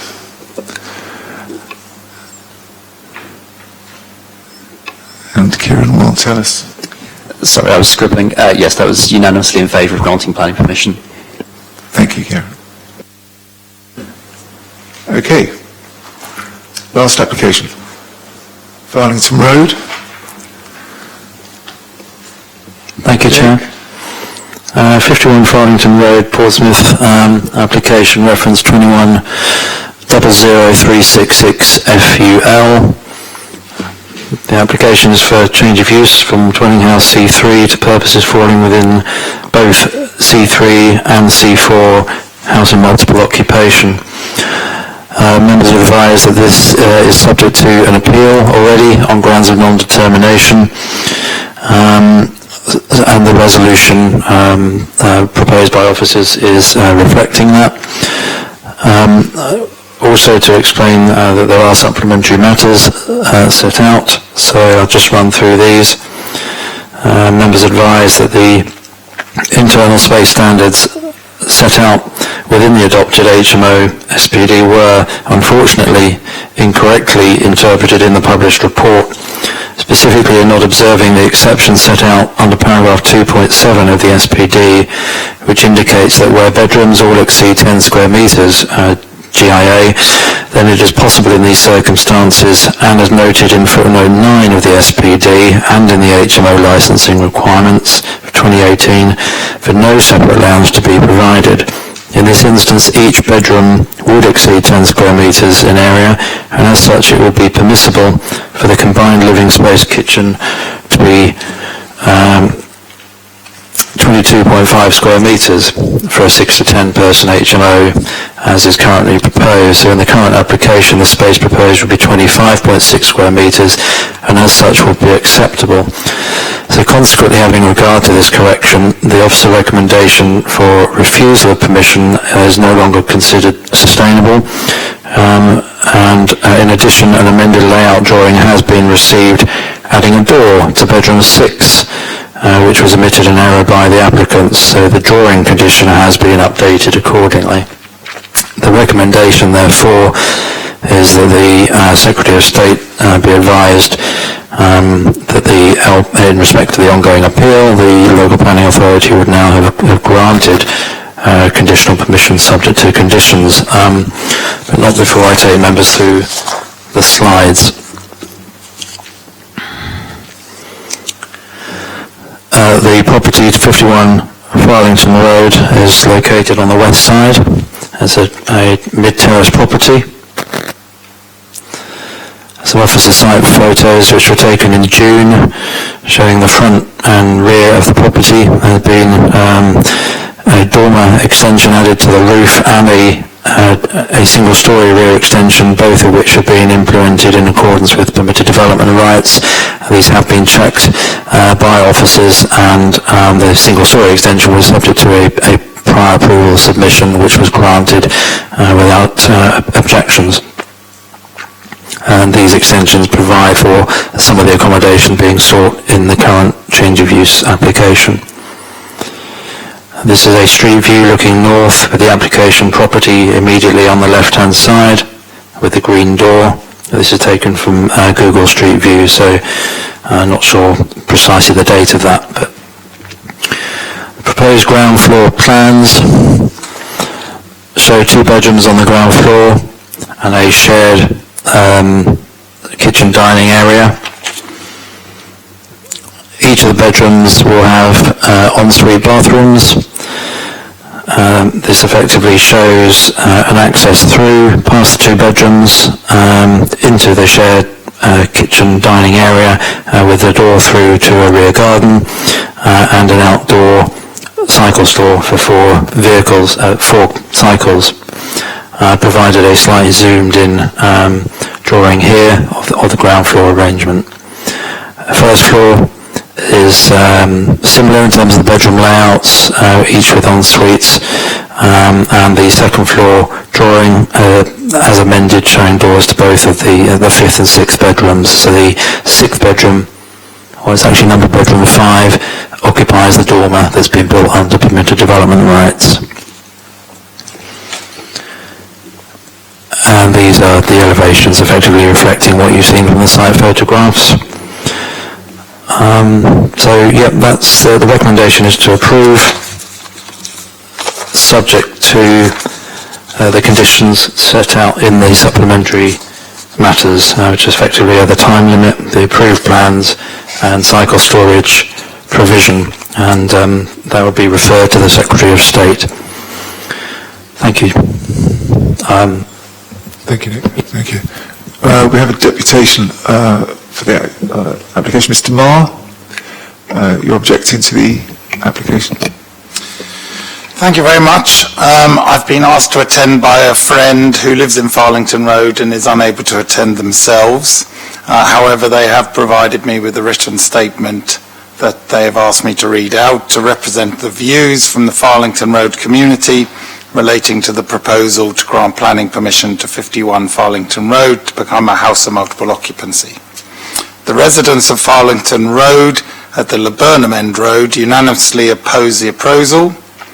Farlington Road is a hugely fortunate to be an amazing supportive community. Please allow our community to continue to flourish and support each other and not allow the greed of those who openly admit they wouldn't live next door to our HMO. Probably the only honest comment the developer has made since purchasing the property, to take that away from us. Of course, all residents have issues that matter the most to them and their circumstances, and they have been effectively summarised in the meeting report. However, to give further detail, the main areas of concern are as follows. Firstly, the quality and safety of the HMO being proposed. The project has been completed ahead of planning consent, and it is therefore possible to see what is being offered. The communal living area to the rear of the property is small and not at all suitable for 6 people and their visitors. There is only 1 washing machine, and the shared area is effectively the kitchen.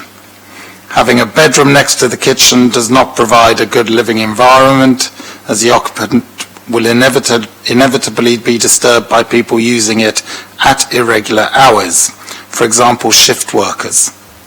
The noise from appliances would also have an adverse impact on the occupant. The bike storage is in the back garden and there is no rear access. This means that everyone will be bottlenecked in the narrow hall or the kitchen. People getting in and out with bikes, people trying to cook, eat, do laundry and socialise. This is considered to be high risk as so many activities are centred around one small area, which is also the area that is potentially at the greatest risk of a fire. Grenfell started with an overheated fridge, for example.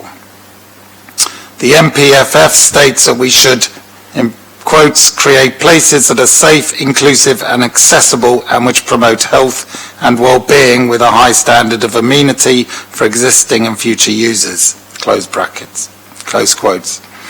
It appears that this development is neither safe nor inclusive, as the plans show no facilities for those with limited mobility. The build itself has been completed under permitted development with no acknowledgement of the impact of the neighbouring properties. The loft extension now looks directly into a neighbour's lantern roof, and with no decent living space, it can only be assumed that the occupant of that room will have little to distract from gazing out of the window. A wholly intrusive situation that we believe are in contravention of the Human Rights Act, Article 1 of the First Protocol, the right of the enjoyment of property, and Article 8, the right of respect of home, privacy and family life. The second concern is the impact on water supplies and services. The water in the street is notoriously low pressure at the point where some mornings combi boilers don't have the throughput to even fire 6 additional bathrooms, which can only have a negative impact. Whilst it is acknowledged that the application is for 6 single occupancy units, all rooms have double beds, and it will be naive to assume that occupants will not have guests. Even if the terms of the tenancy agreement doesn't allow it, it cannot be policed. The doctor's surgeries in the city are breaking point, with the latest takeover of the Hanway Stubbington surgeries by the Portsmouth practice having a huge negative effect on waiting times. The final point is the impact on the community. We all know that the HMO register is not up to date. We all know that there are properties being advertised with rooms to let that won't even apply for HMO status. We all know that this area was designed for families. Equally, we know that all elements of our society and community need quality housing. However, this isn't it. The Portsmouth plan identifies clearly the need for more family homes, and the HMO states the increase in HMOs in the city has led to lower availability of much-needed family homes in the city. So why would we even consider taking such a home and turning it into what is effectively a property for 6 total strangers to try and rumble along together? The RN future accommodation model is coming to the city in the very near future. Already families struggle to find self-sourced quality homes, and soon that will be even more difficult as service families will be given an allowance to opt out of married quarters and rent or buy privately. We currently have a registered HMO within 50 metres of the proposed address, and you don't need to check the register to know it is an HMO. Police routinely attend the property with suspicions of people trafficking, prostitution and drugs. Twice in the last 6 months, sofas and other household rubbish has been dumped from the property, blocking the pavement. The graphic attached to the case papers detail 3 recognised HMOs, but make no note of the many properties that have been converted to flats, which has increased pressure on the locality. It appears that no survey has been undertaken to ensure this essential detail is included. Many thanks for your consideration to our concerns. Thank you, Mr. Moore. Members, questions? Sorry, Chair, I think there's one more deputation that I need to read out, which came in from the applicant. Thank you.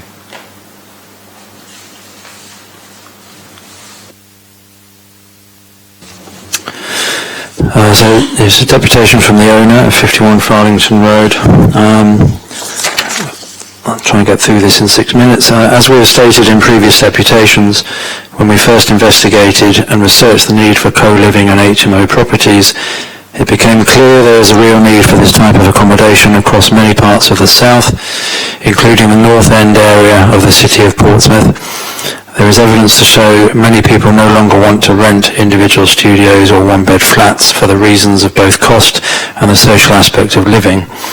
The type of accommodation proposed is fully inclusive of all costs, all bills, council tax, high-speed broadband, etc.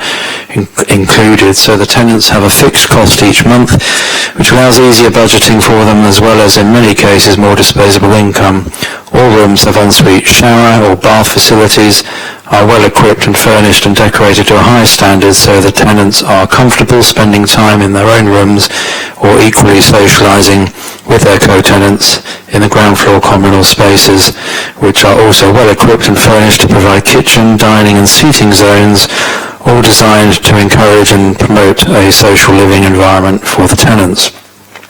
Gardens are also landscaped and furnished to provide additional communal living areas. The combined communal area is 27 square metres, well in excess of that required and as stipulated in the October 29 HMO SPD. And the individual bedrooms, which are all for sole occupancy only, are of a good size and in excess of the minimum standards also, some by as much as 50% as stated in the SPD. In response to the multiple objections received from residents not wanting HMOs in their neighbourhoods, the 10% HMO density rule has been put in place by Portsmouth City Council to ensure mixed and balanced communities exist. The HMO density within this location is well within the 10% limit. We do understand local residents' concerns with HMOs, and having spoken to many of them, it is clear that without exception they believe they are going to be living next to what they perceive as being a badly managed, very untidy property with lots of mainly young, unruly residents causing trouble with loud parties most nights of the week. Who would not be concerned? Another obvious concern is that of increased parking the property will generate. We actively seek out tenants when vetting who do not drive and ensure any properties are within no more than a 5-minute walk to main bus or other public transport routes. We're also looking at ways to incentivise tenants by providing subsidised public transport to encourage the use of public transport to alleviate parking issues and to also embrace Portsmouth City Council's Green City initiative. The fact of the matter is this type of substandard, poorly managed accommodation described above, although it still clearly exists, is no longer being provided from new. The majority of professional landlords realise that people now expect good quality, comfortable, affordable and properly managed places to live and are trying to provide this in a professional manner. We set out to be one of those landlords and are determined to be so.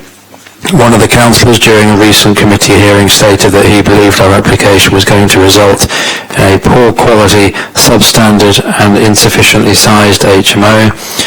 I do not understand on what grounds or evidence the councillor has to allow him to make such statements, particularly frustrating and galling when it does not seem as though we have any right of reply. We would really welcome the opportunity to show the councillors some of our developments, to demonstrate and try to convince them that we are providing a type of accommodation that is clearly needed in the city and to a level and affordability that we don't believe it fair to criticise without even being seen. We invest a great deal of money into the renovation of the property. We carry out works above and beyond what is required by planning or building regulations. All party walls are soundproofed, for example, following comments and concerns from neighbours, to provide as minimum disruption to the neighbouring residents as possible, which of course does work both ways. This also applies to all internal partitions. Again, this was stated in our previous deputation, but was then totally disregarded and ignored by the chair and the councillors, who condemned the partitions between communal spaces and bedrooms as likely being paper thin with no acoustic qualities whatsoever. Locations of, for example, washing machines adjacent to bedroom partitions are indicative to show the use of the various spaces only, and surely this is not a planning issue anyway, and something that would be dealt with via licensing. The property will be managed by a professional established agent, but we remain hands-on, being contactable and accessible at all times. Disturbances will not be accepted or tolerated. Any complaints will be dealt with quickly, professionally and efficiently. It is of course in our interest to ensure the property has respectful tenants. In conclusion, we feel this committee should be encouraging high-quality conversions that many landlords are now trying to provide. These type of conversions will only encourage improved and greater standards of other HMO and co-living properties in the area, which are quite clearly needed. We would respectfully urge you to agree with the planning officer who has recommended the application for approval. We thank you for listening. Thank you. Grateful to the applicant for their deputation. Members, questions? Councillor Bernard-Jackson. Thanks, Nick. In the drawing of the rooms, bedroom 6 has got the dotted line because it's in the eaves. So in terms of reference to the usable space, that is on now the following page. No, not the following page, the one after that, on page 71, is the 11.07 space, is that the whole of the space within bedroom 6, or is it the space which where there is a height limit, and I've forgotten exactly what the height limit is, that defines space as usable space? Yeah, Councillor, I believe the 11.07 square metres would include the space beneath the dotted line, so as GIA. I don't have a precise figure to hand as to what the resultant space is, but I'm pretty confident that it would still satisfy the required standard of 6.51 square metres. But it wouldn't, therefore, mean that all the rooms were above 10 square metres, therefore the need for the communal space would go back to the requirement for 34 square metres, and therefore this application should fall because it would not be providing, it wouldn't have hit the bit where you say you can have less space because everybody has got over 10 square metres of usable space. Is that correct? If I may request officers to advise me what the resultant square meterage is before I come back to you, and then we can be clear on that point. Okay. Councillor Smythe. My question is to do with the, you said that there could be 6 to 10 people living in this property. Is that what you said?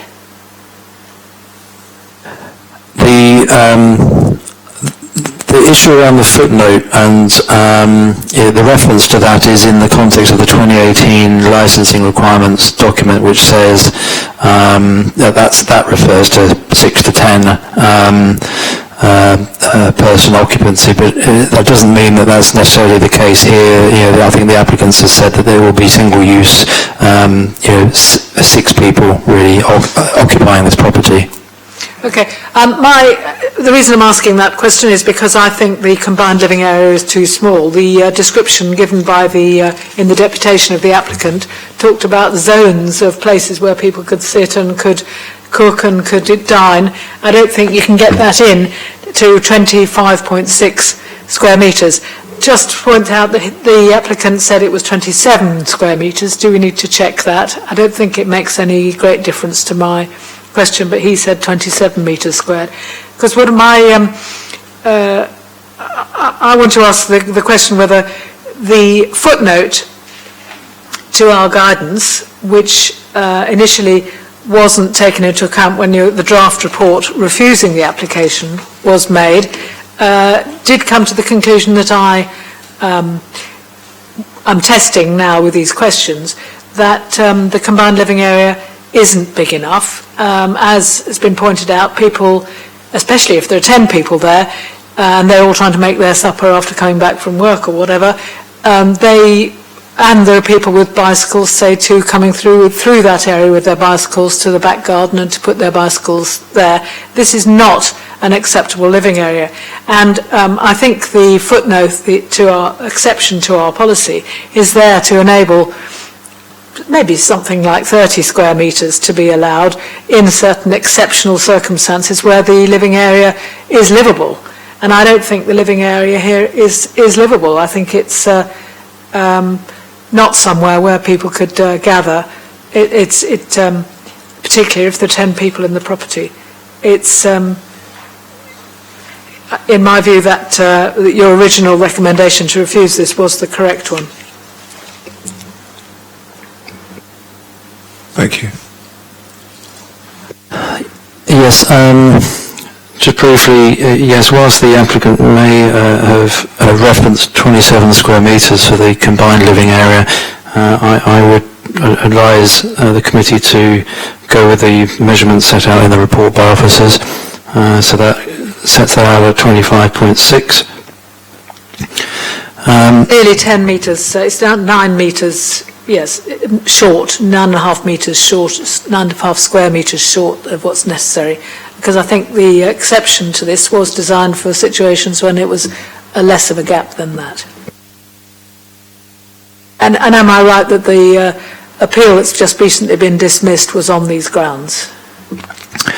Yes, Councillor, you are right. The appeals outlined at the beginning of the meeting does make that point.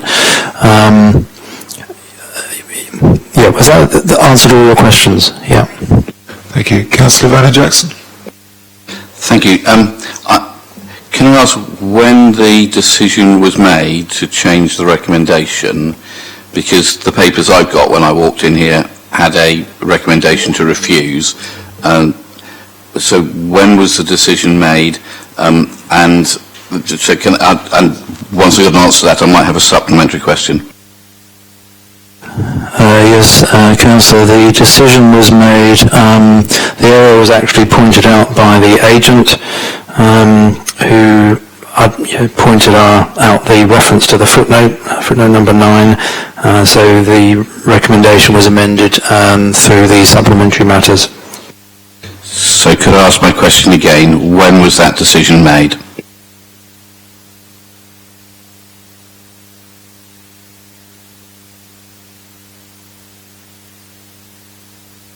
I don't need to know.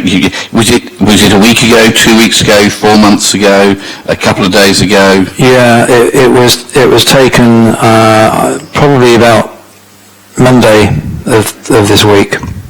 Okay, and I'm conscious in the report that Councillor Rodney, one of the local councillors there, says that the count was not accurate of HMOs, and I'm conscious that the deputation read out by Mr. Mars from local residents said that they can all spot where an HMO is.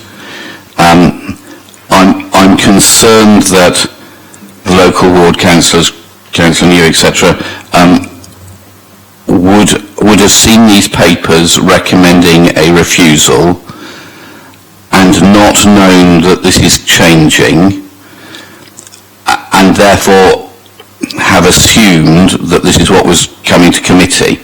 I'm concerned from their position that they don't know that the recommendation has changed and therefore aren't here to be able to speak on something where they had just assumed that people would go with the officer recommendation. In many cases this would cause problems, but there's already been an appeal about non-determination, so it sits with the inspectorate already.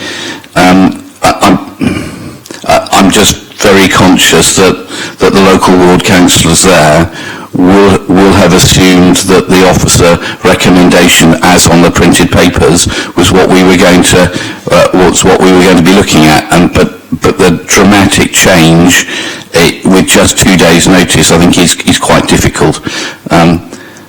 So, have we had any update from my question about the space? Yes, Councillor. Firstly, in respect to that, I've got a precise measurement now provided, which is 11 square metres, so it would comply in terms of being in excess of 10.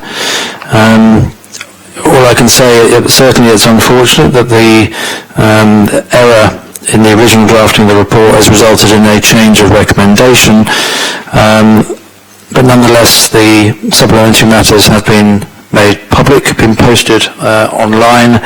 They've been provided and summarised in this meeting. So yes, it's not an ideal situation. Unfortunately, sometimes errors do occur. This idea that other people might not know that the recommendation has changed, that doesn't stop us from getting on with business. I think there's a couple of points to consider there, Chair. Firstly, this isn't a decision for the Planning Committee, it's an opinion you're giving to the Planning Inspectorate because it's a non-determination appeal. That's the first point I'd make, and you have the material facts in front of you. I completely understand the the common sense force of what Councillor Vernon Jackson is saying in terms of people may have been dissuaded from giving a view. But that wasn't actually depriving them of the view. They could have made representations anyway. And the second point I would like to make is that really it's one for the planning officer to answer.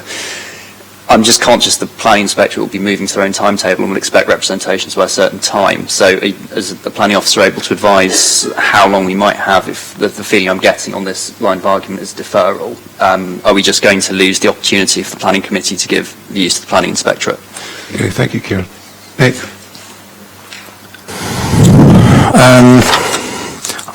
Yeah, I know a start letter has been received, and I think there is sufficient time, unless I'm advised otherwise now, to obviously make this, pass on this, what our resolution, what our decision would have been, and for that to inform a decision has certainly not been determined yet.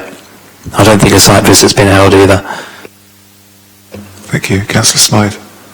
I wouldn't be thinking we should defer this. That would be silly in the light of the fact that the inspector already has it for delayed decision. But I would put forward now that we should refuse it on the grounds that the combined living area is not livable by 6 to 10 people, partly because of the doors either side, and partly because and people would have to bring their cycles through and those kind of things, and that the footnote wasn't designed for such a to give excuse for such a very small living area that in practice would be impossible for people to do what they have to do in those areas. So I would propose that we we give the inspector the advice that we would have refused it on those grounds, particularly buoyed up by the fact that we had a decision from the inspector that you reported earlier today on the same situation.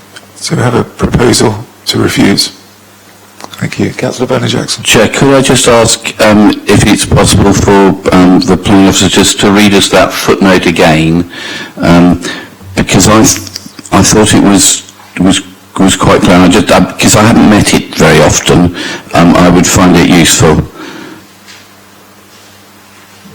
And Judith, your mic's still on.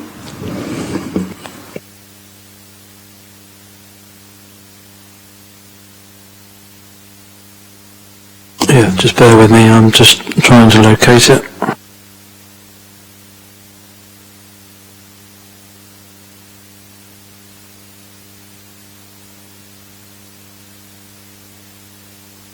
I'm extremely tempted to second Councillor Smythe's proposal, but I want to do so knowing that we've got a defendable position and not that we don't.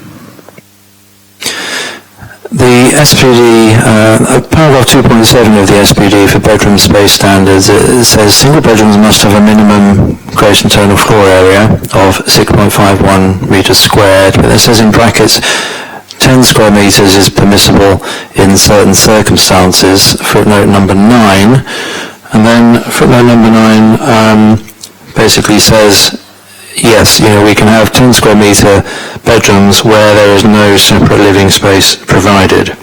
And then could you read the exact words? Exact words are where no separate living space is provided in the dwelling.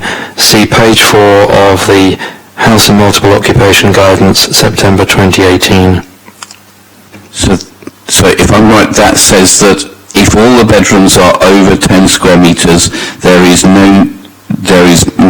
the policy does not force a developer to provide any communal living area. Is that correct? That's correct. The idea being that the bedrooms are large enough for people to have enough quality of life without the need for a communal living space. But that also assumes no communal kitchen, which is clearly barking. Well, I read out the wording, so that's how it is. Yeah. Okay. So, Yes, we're revising our local plan at the moment. The appeal decision that you told us about earlier, is it worth rehearing what was said by the inspector in that case? Yes, I can do. Just bring that up. This was in respect of 127 Powers Court Road, change of use from C4 HMO, so it's already an HMO, to a 7-bedroom sui generis HMO. The appeal was dismissed due to SPA or lack of mitigation, and the development would not provide adequate living conditions for its occupiers because of the lack of usable communal space. The combined kitchen and communal area would be approximately 28.8 square metres, and would therefore fall significantly short of the adopted standard. For your information, that's 34 for HMO of that size. The current lounge area is narrow, with seating for only 4, being inconvenient and functionally poor, and the over-provision of individual space does not compensate for the under-provision of communal space. Thank you very much. That makes my point beautifully, particularly as the 28.8 metres squared is higher than the 25.6 square metres of this application. I do think we have a duty to look at the actual practical living conditions for people in these places when we're making a judgment of planning permission. I've had one further point of clarification from the Chief Planner. He says the September 2018 guidance allows for a 22.5 metre squared communal living if the 10 plus square bedroom size bedrooms are provided, so not 0 communal living. Footnote 9 advised is something of a potentially a bit of a red herring, because it's an example of the alignment between the SPD and the housing guidance for licensing. Paragraph 2.6 of the HMO highlights that the housing guidance should be referred to for more detailed requirements. Councillor Werner-Jackson. In which case, I think with that appeal decision, and I think we need to reference the appeal decision in any decision we make today, I would support Councillor Smythe's recommendation for refusal on the basis that it breaks the space guidelines and clearly is in contravention of the appeal decision that we've had today. Thank you. So we have a proposal to overturn the officer's recommendations, to refuse by To go back to the original officer recommendation. Smythe, seconded by Councillor Werner-Jackson. Yes, I think the only thing I perhaps want Kieran's advice on is whether the refusal reason it's appropriate to reference another appeal decision and to be so precise. I'm not ruling it out, but if Kieran's got any thoughts on that. I think I would, obviously don't have the particular appeal reference on hand. I think it's incumbent on officers when presenting a case anyway to present all relevant planning appeal decisions to the inspectorate. So I don't see a harm in a few catch-all words to indicate to the inspectorate that we have other appeal decisions in mind. Thank you, Kieran. Well, that's clear. Yes. Do we need to agree precise wording? I think that would be helpful if you could, please, Nick, yeah? If you want a quick adjournment to deal with that, that would also be sensible. Well, I think it's clear it's about the under-provision of communal space, living space, and that would mean that the quality of living available to residents here would be substandard. I believe it's already in the draft report. Yes, I think we can adapt that in the original report as the proposed ground floor combined living space kitchen area would fall significantly below the expected minimum size standard for such accommodation. Having regard to the identified provision of 6 single bedrooms and as set out in the Council's adopted SPD, we should add in some wording here, and having regard to recent planning appeal decisions relevant to the City Council, and would accordingly fail to provide an acceptable standard of living accommodation contrary to policies PCS 20 and PCS 23 of the local plan. Okay. We have a set of words. We have a proposal. Anybody else? Anything else before we go to the vote? So we're voting on Councillor Smythe's proposal to overturn the officer's recommendation to refuse. Those in favour of Councillor Smythe's? So the recommendation was to approve, so we're overturning the recommendation to approve. Overturning the officer's recommendation to refuse, so we are now voting on Councillor Smythe's recommendation to approve the application. To refuse the application. Sorry, we had it right the first time, Chair. Okay, sorry. So the officer's report as of today is to approve it. It seems So you're quite right when you said it's to overturn the officer's recommendation and refuse planning permission. Well, it keeps changing. It does. Councillor Smythe. Oh, okay, right, we go to that. Okay. In favour? Against? So that was unanimous refusal contrary to officer recommendation.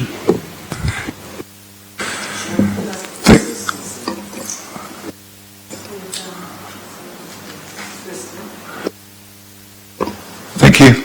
Nick, right. Thank you, members. Shame we're low on numbers today. Remind members to ensure their groups are properly represented here, if possible. Thank you. Thank everybody. See you in 3 weeks. And Chair, can we thank you for your chairing today? Oh, I know. It's been marvellous.